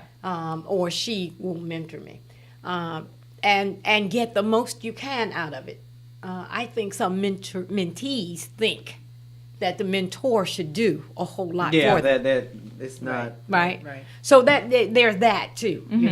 Well, my mentor didn't do anything for me. Well, you were supposed to learn something from him, Yeah, and it's then not, use it's not it. my job to do the work. I've Yeah. already done my work. That's why That's you right. came to find me. That's why you came to find me. Yeah. So interesting to me. Like, I wonder what kind of mentor Oprah would be for you. You see, I mean, Shouts out to Oprah Winfrey. If you have a little time, I really want you to come knock on my door when you was doing that door knocking for Stacey Abrams. No, but right. It didn't happen. But I feel like in the spirit, we're connected. you're there. We're here in the spirit. So Yes, shouts out to my mentor, Oprah. No, bro, right? No, right? I And claim then my- it for you. I claim. Put You that know, out I there. look, I Absolutely. receive it. I In the receive studio it. today, on today. What is it? What do I say? Bless him, Lord, in Jesus' name. We didn't get to that conversation. That I tell you don't be sending up prayers because you don't have to pray. You be adding all kind of stuff in it. I'm like, Lord, I don't. That's all I say now. That's all she says. That's now. all I say. Yeah. Bless him, Lord, in Jesus' name. That's all I say. I still feel like you slide some other stuff like, have your way, Lord. That's right there. That's right there. See. That's something completely different. When you throw that in there, and he's like, all right, I'm going to work. We're not doing that. Yeah. All right, so let's get into male versus female mentors. Because some of you guys, I know, Simone, you said you've never had a female mentor. They've all been males. Why is that? I think two things. I think there's not a lot of females in the industries I've worked in, just in general. There just it's definitely been male dominated in politics for sure. But I also just feel like it's always been organic, and I've never had a connection with women who I did come across. I've just never had that. I have met some of my male mentors who's given me advice as a woman, and those are some of my. I mean, that's just part of what it is, and they have experience working alongside women. But the opportunity hasn't been there, and I've definitely never felt like a natural, organic connection with a woman in a position I've been in. That's interesting. I've had both, male and female. And I've had some good female mentors and great male mentors. Wait. Oh man, So I can concur with that. that's terrible. Yeah. I've had good female mentors, but great male mentors. Why do you think that is? Yeah, what is the difference? What is the difference? My example would be Dr. Marion. He took me up under his wing when I didn't even really want to be taken, and he mentored me into the position to replace him with no qualm, no question, anything. There was nothing, and to this day, I can still pick up the phone and call him and say, I need some advice, and he's right there. He'll send me an email, he'll shoot me something, he'll point me in the right direction, or if I want to bounce something off of him, he will. Are the females less invested? They don't have the same level of commitment, or they don't make the same commitment? I don't think I've found that organic, connection. All right, I have a question for you, doctors. I just want to know if there's something to be said about this, because I have the exact opposite experience that you women are speaking of right now. I've had male mentors and I've had female mentors, and my female mentors have stood out tremendously. That's great, and the men were good. Right. Wow. So You're cute, so. Yeah, wait, whoa. Wait, if No, there's wait a something minute. I need to there- address that. if Wait, there's no. I already have to deal with this monster every Monday and Friday. So what we not about to do, because what's going to happen now is he going to say, yeah, when your doctor first here, they said I was cute. Don't give him any more ammunition. So, but the difference is male, female. So for me, my female mentors, I said, were good. The difference between good and great? There's a book for that, right? From good to great is that the male mentor, my male mentor, was almost like hers. It was They went further? Yeah, they went further. They checked on me. Years later, I still have one who moved to California who still will check on me. Wrote a book and sent a note to he and his wife. His wife came to all my graduations. So are we just wired to care about the other sex more than our own? You know what? I don't. I think it's because you hear about mama's boys and daddy's girls. So is that individual? Yeah, I think it's an individual thing. I think it's individual. Yeah. But we got a lot of evidence to the contrary in this room. I Like, know, because but- it's there's but daddy's even- girls and mama's boys, and that's a Yeah. thing. Yeah, it is for a thing. sure. It is. So I mean, maybe that idea of okay, well, I'm here for you. Maybe that only is extended in the opposite direction. Well, if that's the case, then that segues to the relationship. In essence, like a marriage. There's a certain part that a male play and a certain part that a female play. So is that the mindset that would work better? Because I don't think so. I think that there are some great female Absolutely. mentors. We're not out there. saying that there aren't. I'm not saying that there I'm aren't. one. And, If I'm going to mentor you, I'm going all the way. Yes, I really God, am. yes. I am. I'm going all the way. So- If I was taking you on the way, I'm going all the way. I want to know where you are. I want to know. And I'm going to tell you. So, conventional wisdom, I've learned to talk, to communicate, and say, okay, this is why I'm pushing you so hard. You said you want this, this, and this. We looked up how you get this, this, and this. We looked at what boxes you need to check in order to get this and this and this. And where you're sitting right now, you're not checking a box. So let's change that. So I also learned how to be a better mentor. All right. I actually am a mentor and a sponsor. There's a difference, oh yeah. right? wait, you ain't sponsored me. I mean, I'm not, but I you didn't- didn't ask. I got to ask. You got to go find a sponsor. Wow, that's They don't get yourself together. the rudeness on my ask show. not I can treat like a child on my own show. Ask Get not. yourself together. Dr. Henson, I just want to remind you, you're on my show. All right, And what you're not about to do Mr. is check me on my show. Oh my Sorry. goodness. So, but I'm over there with you. but to answer your question though, it really depends on the mentor and the mentee, right? So you found some great women to mentor you. That's fantastic, actually. And like I said, there are. It could speak to what I'm able to let penetrate me. That is correct. Absolutely. That Absolutely. makes sense.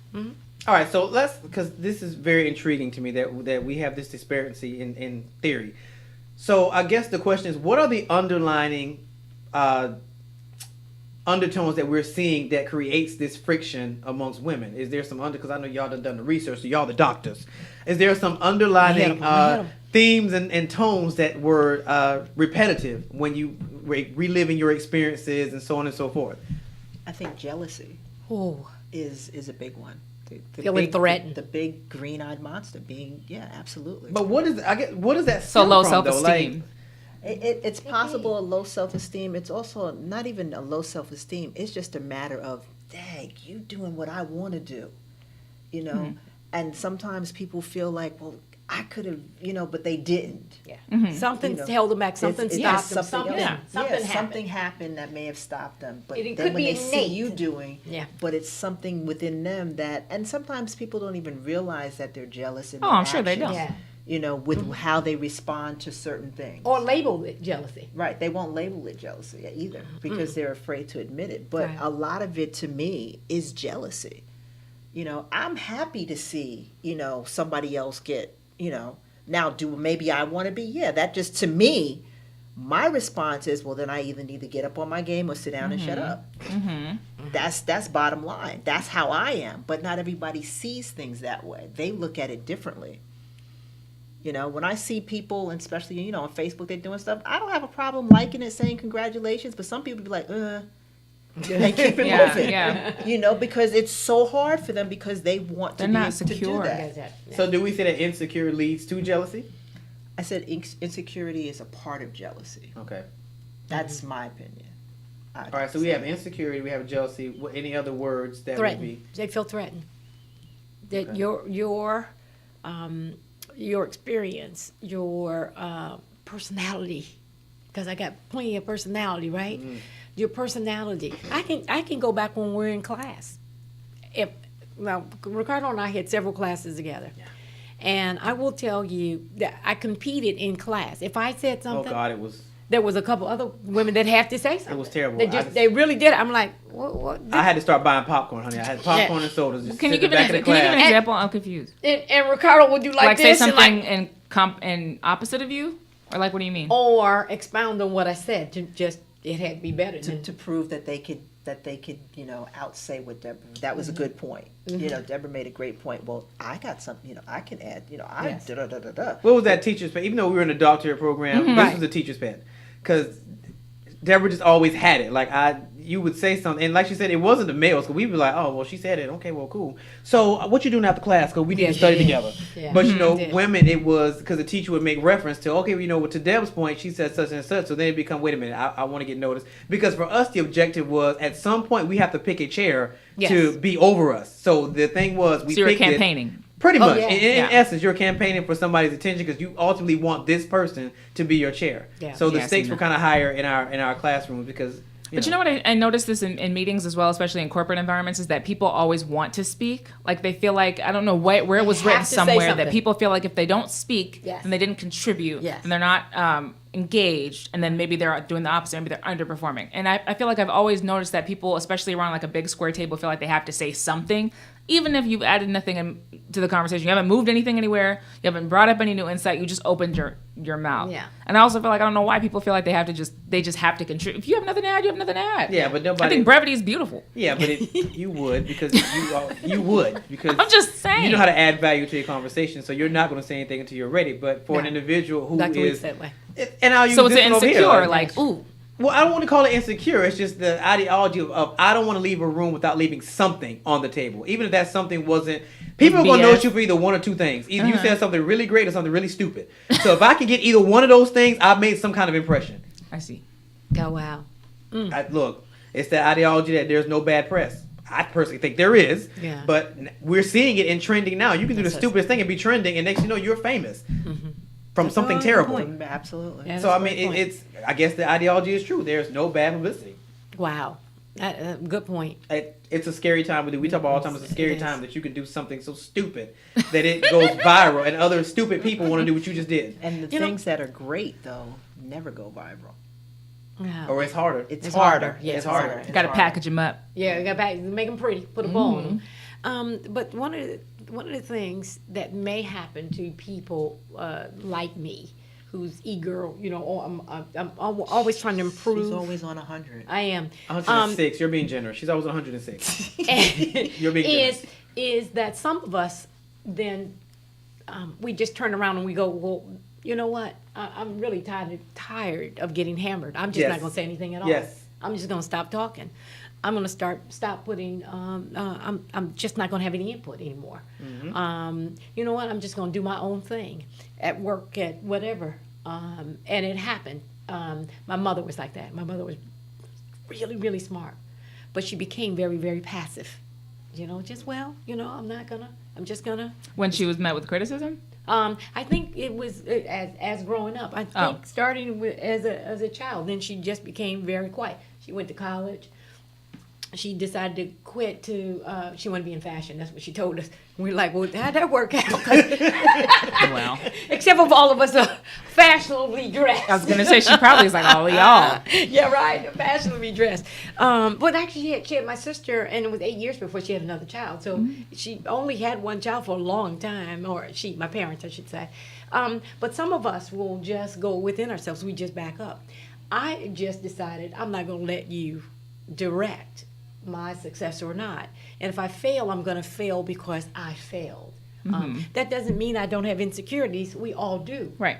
Right? We all do. We just have that friend or two we can call and say, Okay, like I need a reminder. Can you remind me who I am real quick? Because right about now, I'm not feeling it. Yeah. And that's a very good point. Because before all this happened, I was getting to that place. We talk about all the time. I was like, I just cannot find a space for myself. Like every time, even when we had classes and I was sitting in the back and I try to say anything, they were, Ricardo, what you think? What you got to say? And I'm just like, like what am I supposed to say?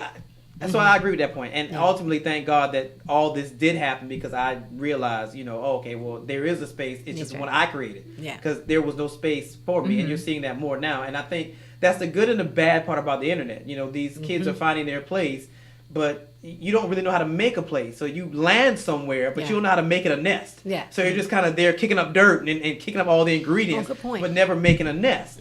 So it's a good and a bad thing. But for friends, like, do you all have a lot of do you have a lot of female friends? Did either of you doctors have a lot of female friends? Like, is that? I always wonder if that's a reflection of how you react to other women. Did you grow up around a lot of women, or did you go to Girl Scouts, or do you have experiences with women? Do you have a lot of sisters? Like, you know what I mean? I think that kind of makes a difference about how you approach women in the workplace. That's a good point. I have I have two sisters, three girls. I have two sisters who I'm very, very close to. Okay. Very, very much. I only have one niece, and there's only one nephew out of 5 children, right? But I have a host of cousins. I mean, it'd be nothing for 47 of us to be in a house at one time, right? A host of cousins. I have a best friend 40-something years, right? And still today, I don't think we ever had an argument in 41 years, right? And then I have friends that I've gained here. So there's 1, 2, 3, 4. I can count them on one hand that I will probably tell my soul to. Okay. And one guy friend. Okay. I'm sorry, 2. That I will probably tell my, here's how I'm really feeling. What about you, Dr. Wheat? I could probably say growing up, I probably had more male friends than I did female friends. Okay. I think because I was more of an athlete and played sports and kind of like a tomboy, so I kind of went in that direction. As I've gotten older, I now have more female friends that I can count on. But like Debra says, maybe there's about 5 or maybe 3 that I can really say that I'm going to like, okay, yeah, I can talk to this person, tell them my soul and bear to it. Okay. And I probably have 1 or 2 male friends that I can do that with. So because I always thought it was just me, because I don't have any female mentors, and I have been aware of that for a while. But I never had a group of female friends. And when I see groups like in a sorority or even like on a TV show, and there's like 6 or 7 or 8 females, I'm just like, that's a lot of people. Like I just don't have friends, and I feel like I come from a long line of women we just don't have friends like that. Like I don't believe I have friends like that. I have family, and I have a spouse, but I don't really have friends. I just don't keep friends like that. I never have. My mom has no friends. Like we just don't. You don't collect them, huh? No. Yeah. And I've always thought like, okay, well maybe if I was in like Girl Scouts or Brownies or something growing up, then I would have had a lot more female friends, and that would have made a difference. I don't think that makes a difference. I was in Brownies. I don't really. It doesn't change. Yeah, I was a Brownie. I was a Girl Scout. I sang in choir at church, and of course that's usually more female operated. I think I still just had just a few. Gotcha. Because I always felt like there was only a few people that really got who I was. Yeah. And when I really figured that out, then I didn't bother messing with other people because you don't understand me. Yeah, that makes sense. Yeah. I mean, I don't know, because it usually, how do things keep moving? I've learned that the older I get, that it's different rooms. So when I'm in a room with a room full of females, I find it easier. But I grew up with sisters, and my neighborhood was mostly girls. Okay. And my father hated it. But I was like, you're working, so you're never home a lot. And the only other 2 guys in my neighborhood are literally kids. They're not even my age. So I'm like, I'm seeing these girls every day. We go to school. I see y'all at school. So, I've learned to maneuver more with girls. But as I got older, I discovered that with guys, as long as I was in control of something, it wasn't an issue. So when I had my nonprofit and I had guys come in, there wasn't the alpha male thing because I made sure I knew how to assert myself. So there is alpha male thing because you're in control. Yeah, but everybody knew it. But the women in the room did too. So, it was like, even when we were in class together, like, I didn't have to say much, but stuff would get directed my way because it's just like, oh, Ricardo's in the room, so he needs to say something. Okay. Regardless of what it is, he needs to say something. Yeah. So it just became a thing, and then you fast forward to here, and then what happens on Monday, and I'm just like, okay, so I'm supposed to take over the world. And I'm cool with that. Go ahead, take over the world. I'm cool with that. I'm supposed to take over the world. Oprah has her half, I have my half. And just don't forget, the Where rest you of came us. from. You are here. From whence? Y'all are here, right? From whence you y'all came. here. Y'all are here. Y'all here. I don't know. What else security y'all need? When you get in the bigger room, don't forget. Look, why you think I keep doctors around me? Because, there's certain things I can't tackle, but my team can. So, you go. I make one There phone you call. go. Like Lil' Kim said, one phone call to my peeps. And then get the whole room full. All right, so funny. we've talked about mentorship. Culture. You were going to talk about culture. Yes. All right. So I know this wasn't in y'all book, and I don't care because I can do what I want. Do we think that, or no, for some people on the right side of the room, that ethnicity makes a difference? So are we willing to say that black women, maybe a little more or less aggressive? Or what do we think ethnicity wise? Ooh. Okay, so I'll start. So because I work with a different class of women, I have worked with African-American women and non-African-American women. I will say that African-American women can be a lot more aggressive, which is not always a bad thing. And I have this fight with my sisters all the time, especially my middle sister, because she's overly aggressive and overly independent. But you want a husband. I'm a middle sister. Overly aggressive. That's right. I'm like, but you want a husband. Like, you can't. She treats every man like a third child. I'm like, you can't be overly Some men are very independent. passive, and they like that. No, like, it's time for her to start looking inward. You had 3 or 4 of them, and you treat every one of them like a third child. Sweetie, it's not them. She said, It's not them. yeah. It's probably at this point. I'm telling you as your brother. I've known you all your life. It's you. It's you. Like, I need you to work on that. On the opposite side, when I work with Caucasian women, it's actually the opposite. They're not as aggressive to the point where I'm like, okay, you need to speak up because like this is our department and they're running over us every week and you're in charge. I need you to speak up. Like, and opposite, I have a African American female supervisor. So I'm like, you talk too much. Stop talking because you're getting us in trouble. Like, I need you to find a happy balance. So, what are y'all thoughts? From my personal opinion or my personal experience, let's see, I've had a African American supervisor manager, and she was very hard to work for. Very, very hard to work for. One was very hard to work for. Like, it was just like she was just hanging, all the time. It was tough. And then I had another one that I worked for, and I loved working for her. It was wonderful. And now I've had, a Caucasian. The one in my book was a Caucasian woman that actually I could not trust. That was the one that held me back. So I really can't say if it's either or because I've experienced, the same thing from both sides. To me, it has just been women. Now, maybe the research might be a little bit more on the African American women because they say, for us, if we say something and all of a sudden, why you got attitude? Well, I know I'm just passionate about what I said because we are judged by how we say certain things. If we're a little more emotional, we are a little more passionate about speaking about stuff, and then all of a sudden now they're labeling that, oh, you got an attitude. Oh, you're a B. You're being over aggressive because you've expressed yourself or you sat up in the chair a little bit. They take that differently. I was going to say, Dr. Wheat, that's kind of, and what you shared was kind of a reflection of what the stereotypes are in culture, just in personality or in relationships. Right. It's just that, okay, well, Caucasian women are more passive or are more submissive or are easier to whatever, and then African American women are just more independent. They make it more difficult. They're more defensive. Those are just cultural stereotypes. So, and my thing was always that I seem, and this is my unprofessional opinion, but I really don't think people are two different people as much as they like to think they are. I think people believe they're very compartmentalized, but usually the person you drag into the office 5 days a week is the same person you are at home. Like, you're messy at work, you're messy at home. You're you're a jerk or you're passive at work, you're a jerk and you're passive. Like, people aren't but so different. Maybe they kind of turn it on because they're aware of the fact that they're being watched and this is a professional environment. But I think who you are always comes out. It just comes out. And maybe like on a high pressure day, or maybe on a day where like you're about to lose your job, but like when the push comes to shove, it's going to be revealed who you are. And so I think somebody, when they're catty, just in general, like those catty people or girls that I've met just as peers in school are probably the same people who are catty in the workplace and don't really want to train you and are just going to talk to you any old kind of way because they don't want to. It's usually the same person. You know what I mean? That's a good point. My experience is, let me see, this is what I will say. I've had both Caucasian female bosses and African-American female bosses. I think that I understood the African-American female boss better. I think I understood that she may go for it. She may go get what we need. And that made her look aggressive. I think I understood that. Not that she was great or anything, but she was going to go in there and fight for us. But so did my Caucasian female bosses. So I really, women are almost even for me. I can't say, I've had both passive, I've had a passive African-American boss too. And as well as a Caucasian boss.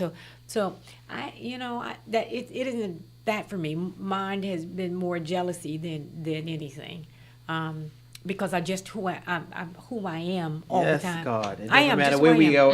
I really am. I I just love don't it. even. I love it. I actually don't even change it for. No. Nobody. You don't turn down for what? You don't turn down Okay, for what? but I am the middle child. You talked about your middle sister. I am the middle child. So I had 2 older sisters and 2 younger brothers. Oh, My you two were right older, in the middle. My 2 older sisters were sickly. I had my sister that's 14 months had open heart surgery at 7. Ooh. I had eczema from head to toe. My oldest sister had eczema. I'm sorry, had asthma. The kind when they had to take you to the hospital and put you in an oxygen tent. Then there was me. I had nothing wrong. I never got to go to the hospital. I didn't understand. I couldn't go to. Why can I sit in the bubble? And then I have 2 younger brothers. They were 3 and 4 years younger. So guess who the helper was? Right.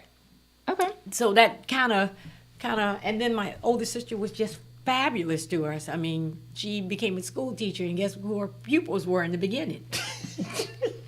Yeah. Say y'all. Yeah. Say y'all. And she would tell you to be who you are. You don't have to change for all of those. So that's kind of how. And I grew up with a mother and a father in the house, but my older sister was the queen. She directed us. So that's kind of my basis. So culturally, I grew up in a household that said, you can do anything you want to do. Yeah. I can kind of Go say the for same thing. Yeah, I was never told that I could not achieve. And then also, too, I grew up in neighborhoods that did not look like me. So I went to school with people that did not look like me. So it's hard to really say one is different than the other. Yeah. So interesting. So culturally, we're sound. No, y'all just suck, and y'all just suck. That's what that boils down to. Fine, but I digress. All right, so because we're nearing the last 30 minutes, so solutions. Actually, let's take a break, and when we come back, we're going to get into solutions to offset all these problems that we're having in the workplace amongst our lovely women. So stick around, the Leadership Blend with your host, Ricardo D. Rice. Entrepreneur, high-profile influencer, or creative that wants to level up in your business? If you are ready to elevate mentally, stand out visually, and dominate digitally, the Brand Doctor has the remedy. As a highly sought-after mindset coach and brand strategist, she helps clients globally to hit the ground running. Contact www.moebrandstudio.com or email getbranded@moebrandstudio.com.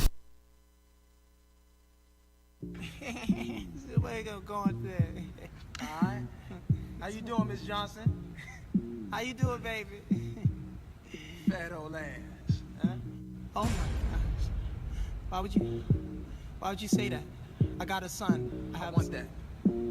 I got a son, Charlie. I know you got a son. Listen. I need me a sugar mama, old lady, foxy mama, sophisticated. Sugar mama, old lady, foxy mama, sophisticated. Old age don't mean nothing to me. Wise man said age ain't nothing but a number.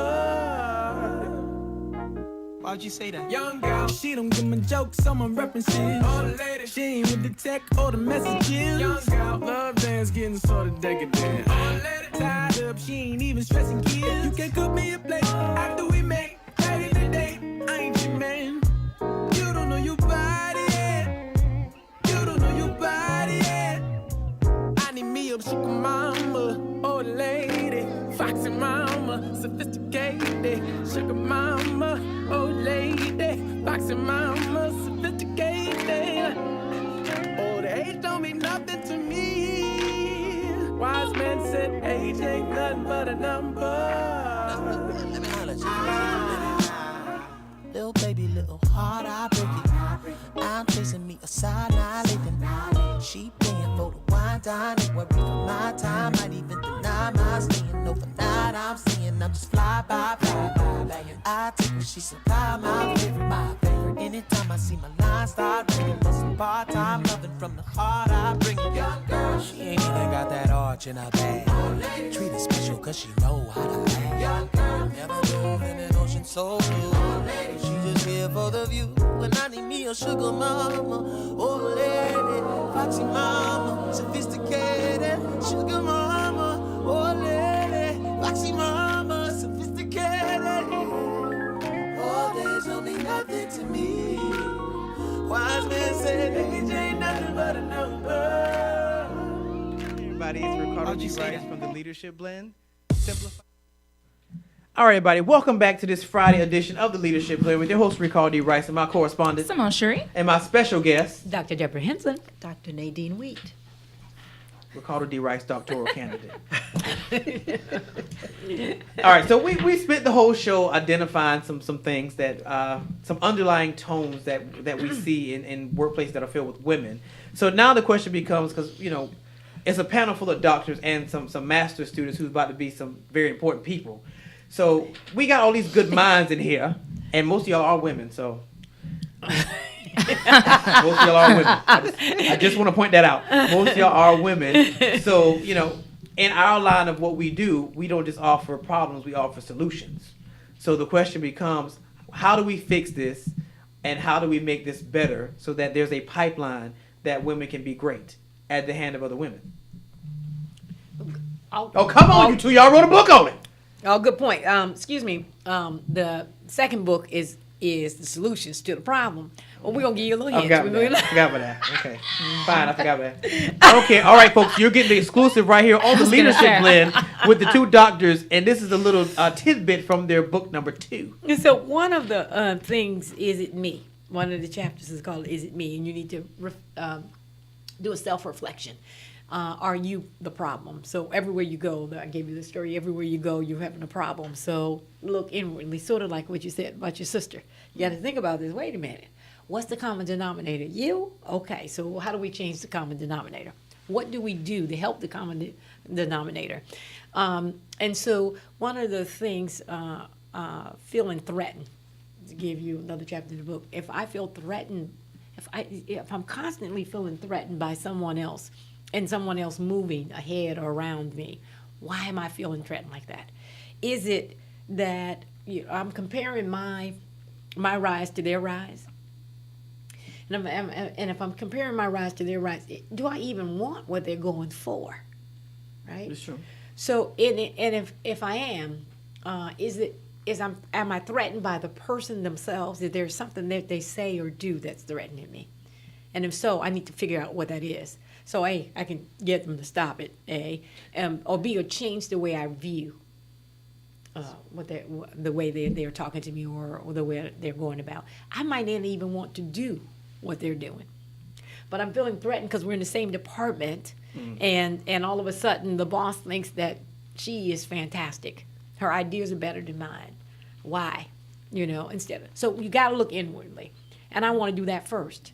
I want to reverse the chapters of the book, and I want to go, okay, we started off with fear, threat, and I'm fearful, I'm threatened, I'm jealous, and all those things. Is it really me? And then break down how things to do to look inwardly. Women in the mirror, look at yourself for sure. I mean, it's your perspective of things. Mm-hmm. I mean, am I fearful because I really have something to fear, or am I just afraid? You know, it's that perspective of it. You know, can I not trust you because I'm not communicating with you and you're not communicating with me? Am I afraid to communicate? You know, maybe if I communicated with Debra and said, Debra, you know, this is how I'm feeling, then she can say, well, there's no need. She can, you know, squash that feeling. But because I don't say anything, it just grows and flusters. And I perceive that, you know, anything she does, then my perception is, oh, she's out to get me. Right. It's like a bad relationship. Right? You're just not, you're not communicating. I'm fearful that you're going to tell me something I'm not going to like. You might say to me, I really don't like you. Right. You know? And I got to hear that then. Oh my God, now what? You know, what I do with that. It's like going into the boss, you know, they call you into the office and you're really afraid to go in. Okay, right, all right. See, I thought that would bring back, you know. You know, really. I just tell them up front, look, I didn't do it. When I get calls from my superiors, I didn't do it. I don't know So what it was. I don't know what it is, but I'm just going to cop to it now. I did not do it. Yeah. Unless you have me on tape, I did not do it. Now, if you have me on tape, that's a whole other conversation we probably are going to have, because I probably did do it. But by nature, I just go ahead and get it all out. Before you call me in here and call all these other managers in here, I didn't do it. Unless you have proof, we don't even need to talk. So I'm going back to my department now. And just to come from a psychological point of view, you know, a lot is mental. It really is. It's your mental state. It's how you are mentally. How are you with yourself, you know? Back to insecurity. How insecure are you? And because I have an insecurity, am I letting it come out? Or think I'm hiding it, but it's actually coming out and it's now controlling? Or have I got it under control? Right. Right. Okay. That's a very good point. All right, so to the young lady or the older woman transitioning, or the young lady transitioning into corporate America, what would be the advice? Because we've talked about a lot of things, and because honestly, if I was a female listening to this broadcast, I'd be like, so I don't even have any female mentors. I should give me some male mentors. Right. They're great. Because Right. I don't want to be good. I want to be great. So do I need to get male mentors? Be careful who you choose. How do you choose? There you go. Sit back and watch for a little while. Yeah, but what if you don't have that kind of time? Let's say you What do just you mean? got hired. What? You just got hired. That's what You I'm got saying, nothing but time. Yeah, but when you come in, you just get hired. You got to try to get to. You want to, you know. No, you're going to come in and you're going to sit back and watch for a couple months first. Because most people pick, oh, God, she looks like she's going Or about it's the title. mindset. They look for the, Yes. oh, that's the president. I should be. That should be my mentor. Maybe not. Maybe it's the vice president that needs to be your mentor. Maybe that's where you need to go. So watch, be quiet, and just look, listen.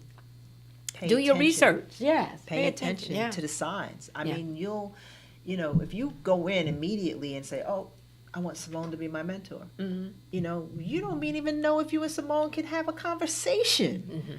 True. You've got to get to know the person, and some of it could be just a little interaction. The rest could be watching and waiting and seeing. And then when the moment comes, the moment will come. Boom. It's some of it is really, it is organic. Right. It really is, because it'll come and it'll be right there. And you're like, this is the person I want to be my mentor. Yeah. Find out the person that chose you. Because some people go, I want to mentor you.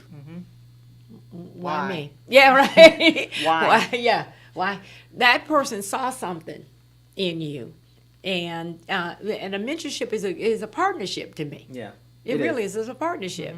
Find out why this person is saying that, and do you want that person as your mentor? Right?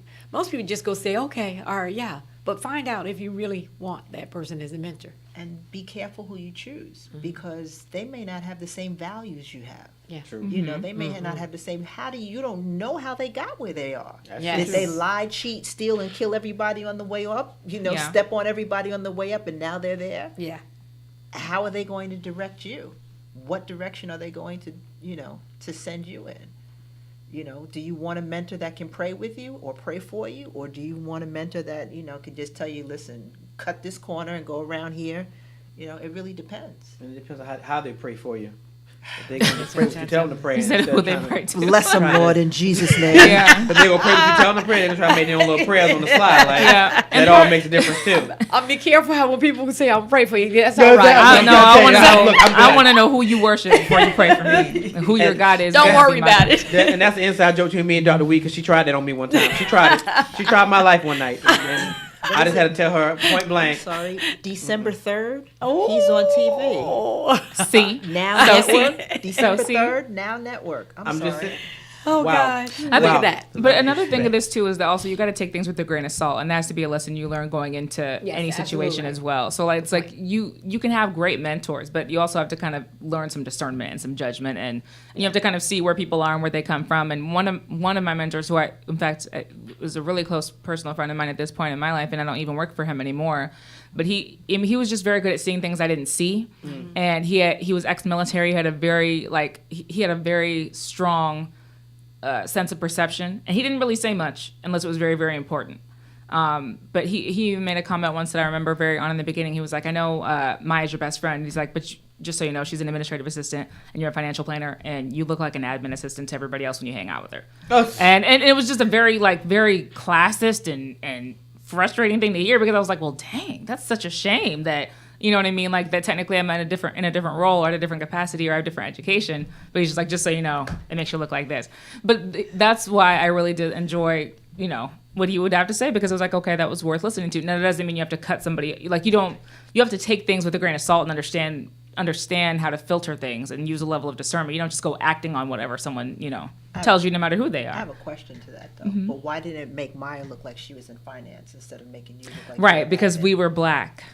So right. Why didn't it and so she was an assistant, and so I was black and one of very few blacks in this area. So I'm black, she's black. Her being an assistant, me being a player, is like, it's going to be very easy for people to think that you're an assistant, and they did. And when we had interns come in every other season, they would, you know, assume I was an assistant because they didn't know. So there's a lot at play there, and really that was just him drawing that out. And you got to take that for what it is. You know what I mean? It's like, it's just the truth. It's worth hearing, I think, more so than anything else, especially because but that doesn't mean that you just go ahead and act on it. You know, you still have to have your own values and develop your own values. I have a question. I'm taking over. So you wait the last 15 minutes to do that. So here's my question. Are we picking, when you pick a mentor or choose a mentor, are we going for the ethnic mentor that's, you know, looks exactly like you? Are we going for a mentor that's black or white, or, you know, black male, white male, black female, white? Which is it?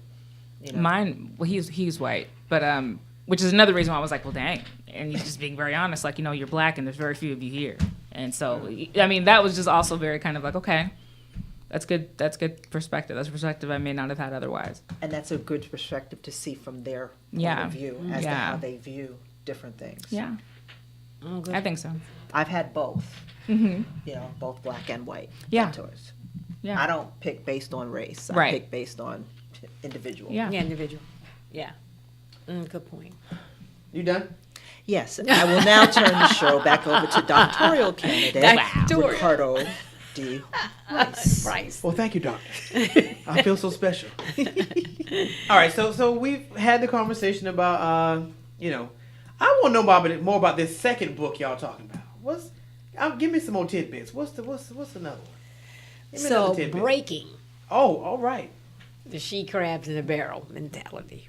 Breaking the legs. Because you break crab legs. You know that? You break. Okay, all right, let's stop talking about crabs. You're making me hungry. Okay, sorry. I can see that seafood commercial with the big snow crab legs and the butter. Okay.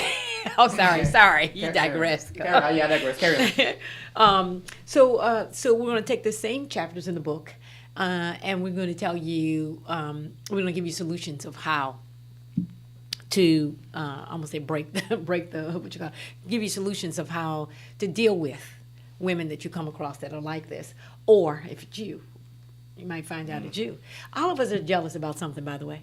Yeah, all of us have fears. I don't know. All of us have fear about something. It's about something. Simone, look, I'm all sorry, but that's just worth thinking about. You jealous of me? It's okay. There you go. I'm your mirror. It's me. Look. Hello. First of all, but that second part is important though, because people never think it's them. I feel like. Right. And Gabrielle Union was talking about this, and she was saying she's one of the very few people that I've heard actually say like, "Well, I was actually very insecure and very catty, and I was a B word, and I had very low self." But most people don't consider themselves bullies, and they always have a reason for something. You know what I mean? Right. Like they don't consider themselves to be that person who did that. They have something to kind of justify it with. Agree. So fear. So if someone's fearful of you, or you think somebody's fearful of you, why? Or they just look like it. Everybody comes to work with something, right? Everybody comes to work. You don't know what they come to work with. Yeah. But everybody comes to work with something. Everybody has some goal however small, minute, and you just happen to be in the way of it. So, so the second book is all. We take the same chapters and we talk about how to what's the word I want? Solutions. Solutions. Thank you. The solutions to the problems. Yeah. There might be an additional chapter here or there with some additional things I'm breaking, but Yeah. for It the sounds most like it's part- got to be a lot of self-help too, because so much of this is outside of your control. Like Yes, you can, yes. in some situations, you may learn why somebody did that, but a lot of times you don't. Like Yeah, you just got, so you got to figure out, okay, what are you going to do about this? You know what I mean? Correct. Very rarely you're going to learn that, okay, well she was paid less, or Yeah. you know, you're just going to be in the dark. You and if you came into a situation and it was already there, you don't know what happened Right. before you got there, or you got the rumor of what might have happened before. Exactly, You got but you don't know how. But what you- but you rumors- don't know, yeah. how true those are. there. Yeah, I know, right? Yeah, you don't know how true rumors are. So so interesting. But anyway, that's what we're gonna go. We're going the direction we're going in with the second book. All right, so when we talking about fall, we talking about spring, summer. Depends on how hard Deborah pushes. Wait, what? I did push. It Oh, I depends got her on- back. I got her back, Yeah, Ricardo. It depends on how hard I know she where I can pushes say. to How get long this you done. how long you do that to us when we were in the program? Like, Oh, I got her back. like Yeah, I you, got her I back. mean, it was constantly like the only thing you didn't do was call me, and I See, even when I showed the up in phone class. would ring and I'd be like, oh man, Yes, yes, she wants yes. an answer. I've been working. That's what she told me one day. I've Yeah, been working. I've I been said, well, working. can you let me see something? She says, I do longhand. I went, could you put it in? I said, oh, okay. And then she sent me a page. Look at that. I went, okay. You got any more of those? I'm only. You got any more of those? We need Any a more of couple those pages? Yeah, a couple more of those. I'm gonna need you to slow write getting just a rolling. little more. And then wait, we're all at the end, and she goes, "I got this. Look what I've done." I'm like, oh, okay. You know what? I'm gonna step out the way. I'm gonna let you have this. So, but we hope by next summer we're done. Yes, yes. Yeah, we really. Okay, well, cool. Because now y'all gonna inspire me. Because my second book, I think I was in the unction of the Holy Ghost. So it's got all these charts and graphs. Because my second book is actually introducing calculated conflict, what the theory actually is. So it's all these charts and graphs stuff I wrote, and I don't even know what none of them mean. I was like, what does this even mean? Dr. Wee, sounds like a dissertation. I know, title. but And here we go. And Sounds we like almost we we can just almost write this made for it. dissertation. We almost made it. With 8 minutes left, it comes up. there's The a dreaded school out dissertation there with talk. your name on it. Just Oh, trying my to get God. The your dreaded finish. dissertation talk. I'm just saying. Sounds like Oh, good okay. God. All the work you've done. Absolutely, all the classes that you've had. Oh, God. Are y'all done? Cause We're done. We're done. I'm sorry. Y'all actually I'm did good. sorry. 'Cause I thought y'all gonna do this earlier, so No, we did. I'm okay with that. Y'all did good. We're fine. Did We good. got through the whole show, and yeah. All right. So for the wrap up, what is y'all advice to young women across the world about this she crab debacle? Like, what's the advice? How do we get around it? What should they do? How do they make it happen? I would say, be true to who you are. Don't change for anyone.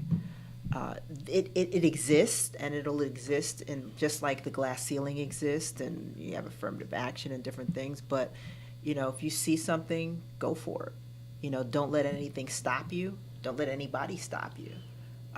Like the IBNX radio says, be engaging, be empowering, and move forward. All right, Trisha Clark. That was a shout out to the station owner, Trisha Clark, for having the was good. the wording back there. I know that was good. Yeah, so shouts out to our owner, Trisha And Clark. I mean, if I'm on the quiet side, Deborah's, be who you are.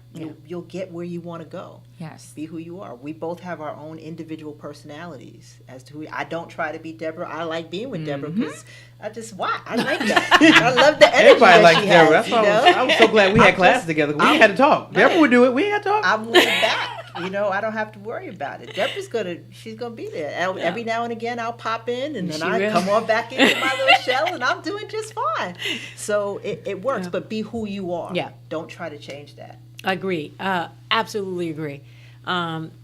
Seeing that I really take that advice to heart. Okay. Facts. I really, really do. Find out what you want to do, though. Find out if where you are is where you want to be. Find out if the position you're going for really the position you want to do before you do all this work. and get there, because you're gonna become the person that feels threatened and all those things, because somebody else is gonna come in and catapult above you. So find out if this is truly what you want to do, and if it's not, find something else you want to do. There's so many people in work positions that are not really happy with what they're doing. Right? Well, it's actually work. It's legitimately It's work. work. And Yeah, that's that's all the they point. do. It's It's work. not I their go to work. passion. Yeah. And I go home and I go to work and, Yeah. you know. Find that out, or find something out. If you got to work, because I owe people, I got to go to work. So find out. So find something outside that will make you happier. Then, True. Right. if work is not gonna be it. So that's what I would say. She crabs will be here forever. Okay? It's not going away. It really isn't going away. They might put a different dress on, different day, but that's not going away. All of those things exist. People threatened by you, people fearful of you, of what you have or you don't have. All that. The crabs and barrel mentality. Do you know where that came from, by the way? You know where that African Americans. African Americans knew where, and African Americans where it started. No. It actually started in urban neighborhoods. It really started with slavery, but urban neighborhoods is where the dictionary comes to. Urban neighborhoods where they don't want you to get out of the neighborhood. Oh, yeah. Yeah. You That's moved true. out. You moved up. Yeah. Oh. You Yeah, know, think That about the guilt people. trip they lay on you. Yeah. Oh, really guilt trip. So much so you don't go back home anymore. You don't go to the old neighborhood anymore because they're going, oh, now you think you're better than Yeah. us. Right. Some don't even let you out. They don't let your children out. Oh, yeah. They go pick your children up, bring them back to the neighborhood, you know. Some of the children go back to the neighborhood. Some of the children don't make it out of the neighborhood mentally, you know. Yep. So Absolutely. that's where the term, now most people don't want to hear that, but that really is where that perfected that term from was the crabs in the barrel mentality. And before we end, because we haven't said this, I know that, but you can get she crabs in the Oh, that was barrel going to be on next. I was going to tell y'all that. at Amazon.com. Okay, can you wait? Can I segue to that? God, I'm just saying. I know. I told that's- you. that's the real Dr. Weed. Listen, I'm like trying to like this. Maybe I'm going to come up with And that people's the real Dr. Weed that I know. That's the real Dr. Weed. All right, ladies. So tell them how to get in touch with you guys and how they can get to the book. Now you can do that. There you go. Go ahead, Deborah. You go for it. What? Go for it. She did all the work. Go ahead, Deborah. Go for it. You did it all prim and proper. You were Okay, absolutely ludicrous. So you can get this book in two forms. It is on Kindle. All so right. you can download it on Kindle. Yes, sir. And Amazon.com and get the hard copy. And soon, the next 3 or 4 weeks, it'll be on Barnes & Noble. You can download it from Nice. Barnes & Noble, too. So our first book, we're real happy about it. Ricardo, thank you for letting us Yes, come. thank you so Oh, my much. God. I appreciate it. Thank you. This was fantastic. It Thank really you. was. Well, Thank anytime the three of us get together, we're going to have a ball. We had, We're going to have a ball. Yeah, We have a ball. So we're appreciative. We're really appreciative Absolutely. of your letting us come on. Well, I want to say thank you to our special guests today because these are, I can't call them sisters because they're older than me. Oh, what was? Hey, big sisters. I had to throw a jab out there. They older than me, and I just want to see how that felt when I said it. Okay, see, I felt you over liberated. it? Are you I over felt- it? I felt liberated. See. I felt liberated. See, it happens with men too. I just want you to know that. Oh yeah. I'm waiting for that book. I'm really waiting for number 3. That's that honesty thing right there. You know, I felt really liberated saying that. But I want to say thank you to they're like my mentors. Like I said, me and Deb were in the doctorate program together. She finished, of course, and I get yelled at like the little brother because I have not finished. But it's okay because it's all good. You'll finish. And then the weed over here was like both of our mentors because she made sure we got what we needed when we were in those programs, in those classes. And actually, Dr. Weed's been very modest today because her story is actually quite amazing. Like the fact that she has very little student loan debt because she was smart enough to get people to pay for a lot of her degrees. Yay. Which I really meant to put her on the spot about, but we didn't get to. But that's fine because she's a friend of the show. She come whenever I want her to come. So she didn't get away. It just didn't get discussed today. Yeah. But I just want to say thank you to these two amazing ladies and women in my life. As you can see, every week that guests come in, most of the time they're in my Rolodex. They're like family, extended family.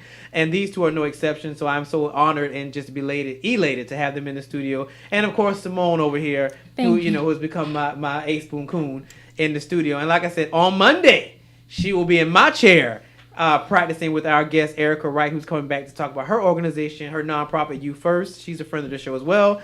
On Monday that evening, an hour and a half later after this show, my TV show debuts on the Now Network at 3:30, the Leadership Blend TV show version.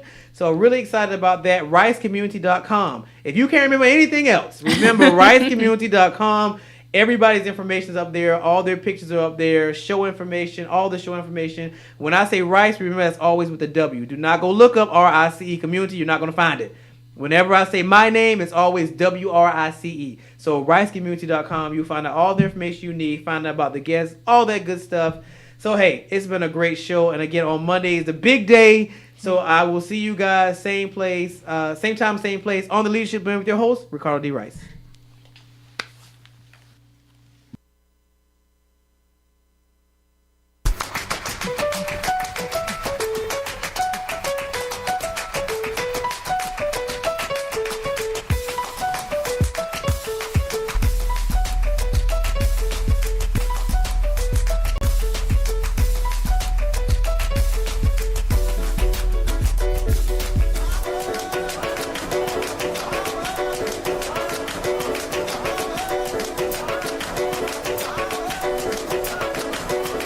Listening to IBNX. IBNXradio.com.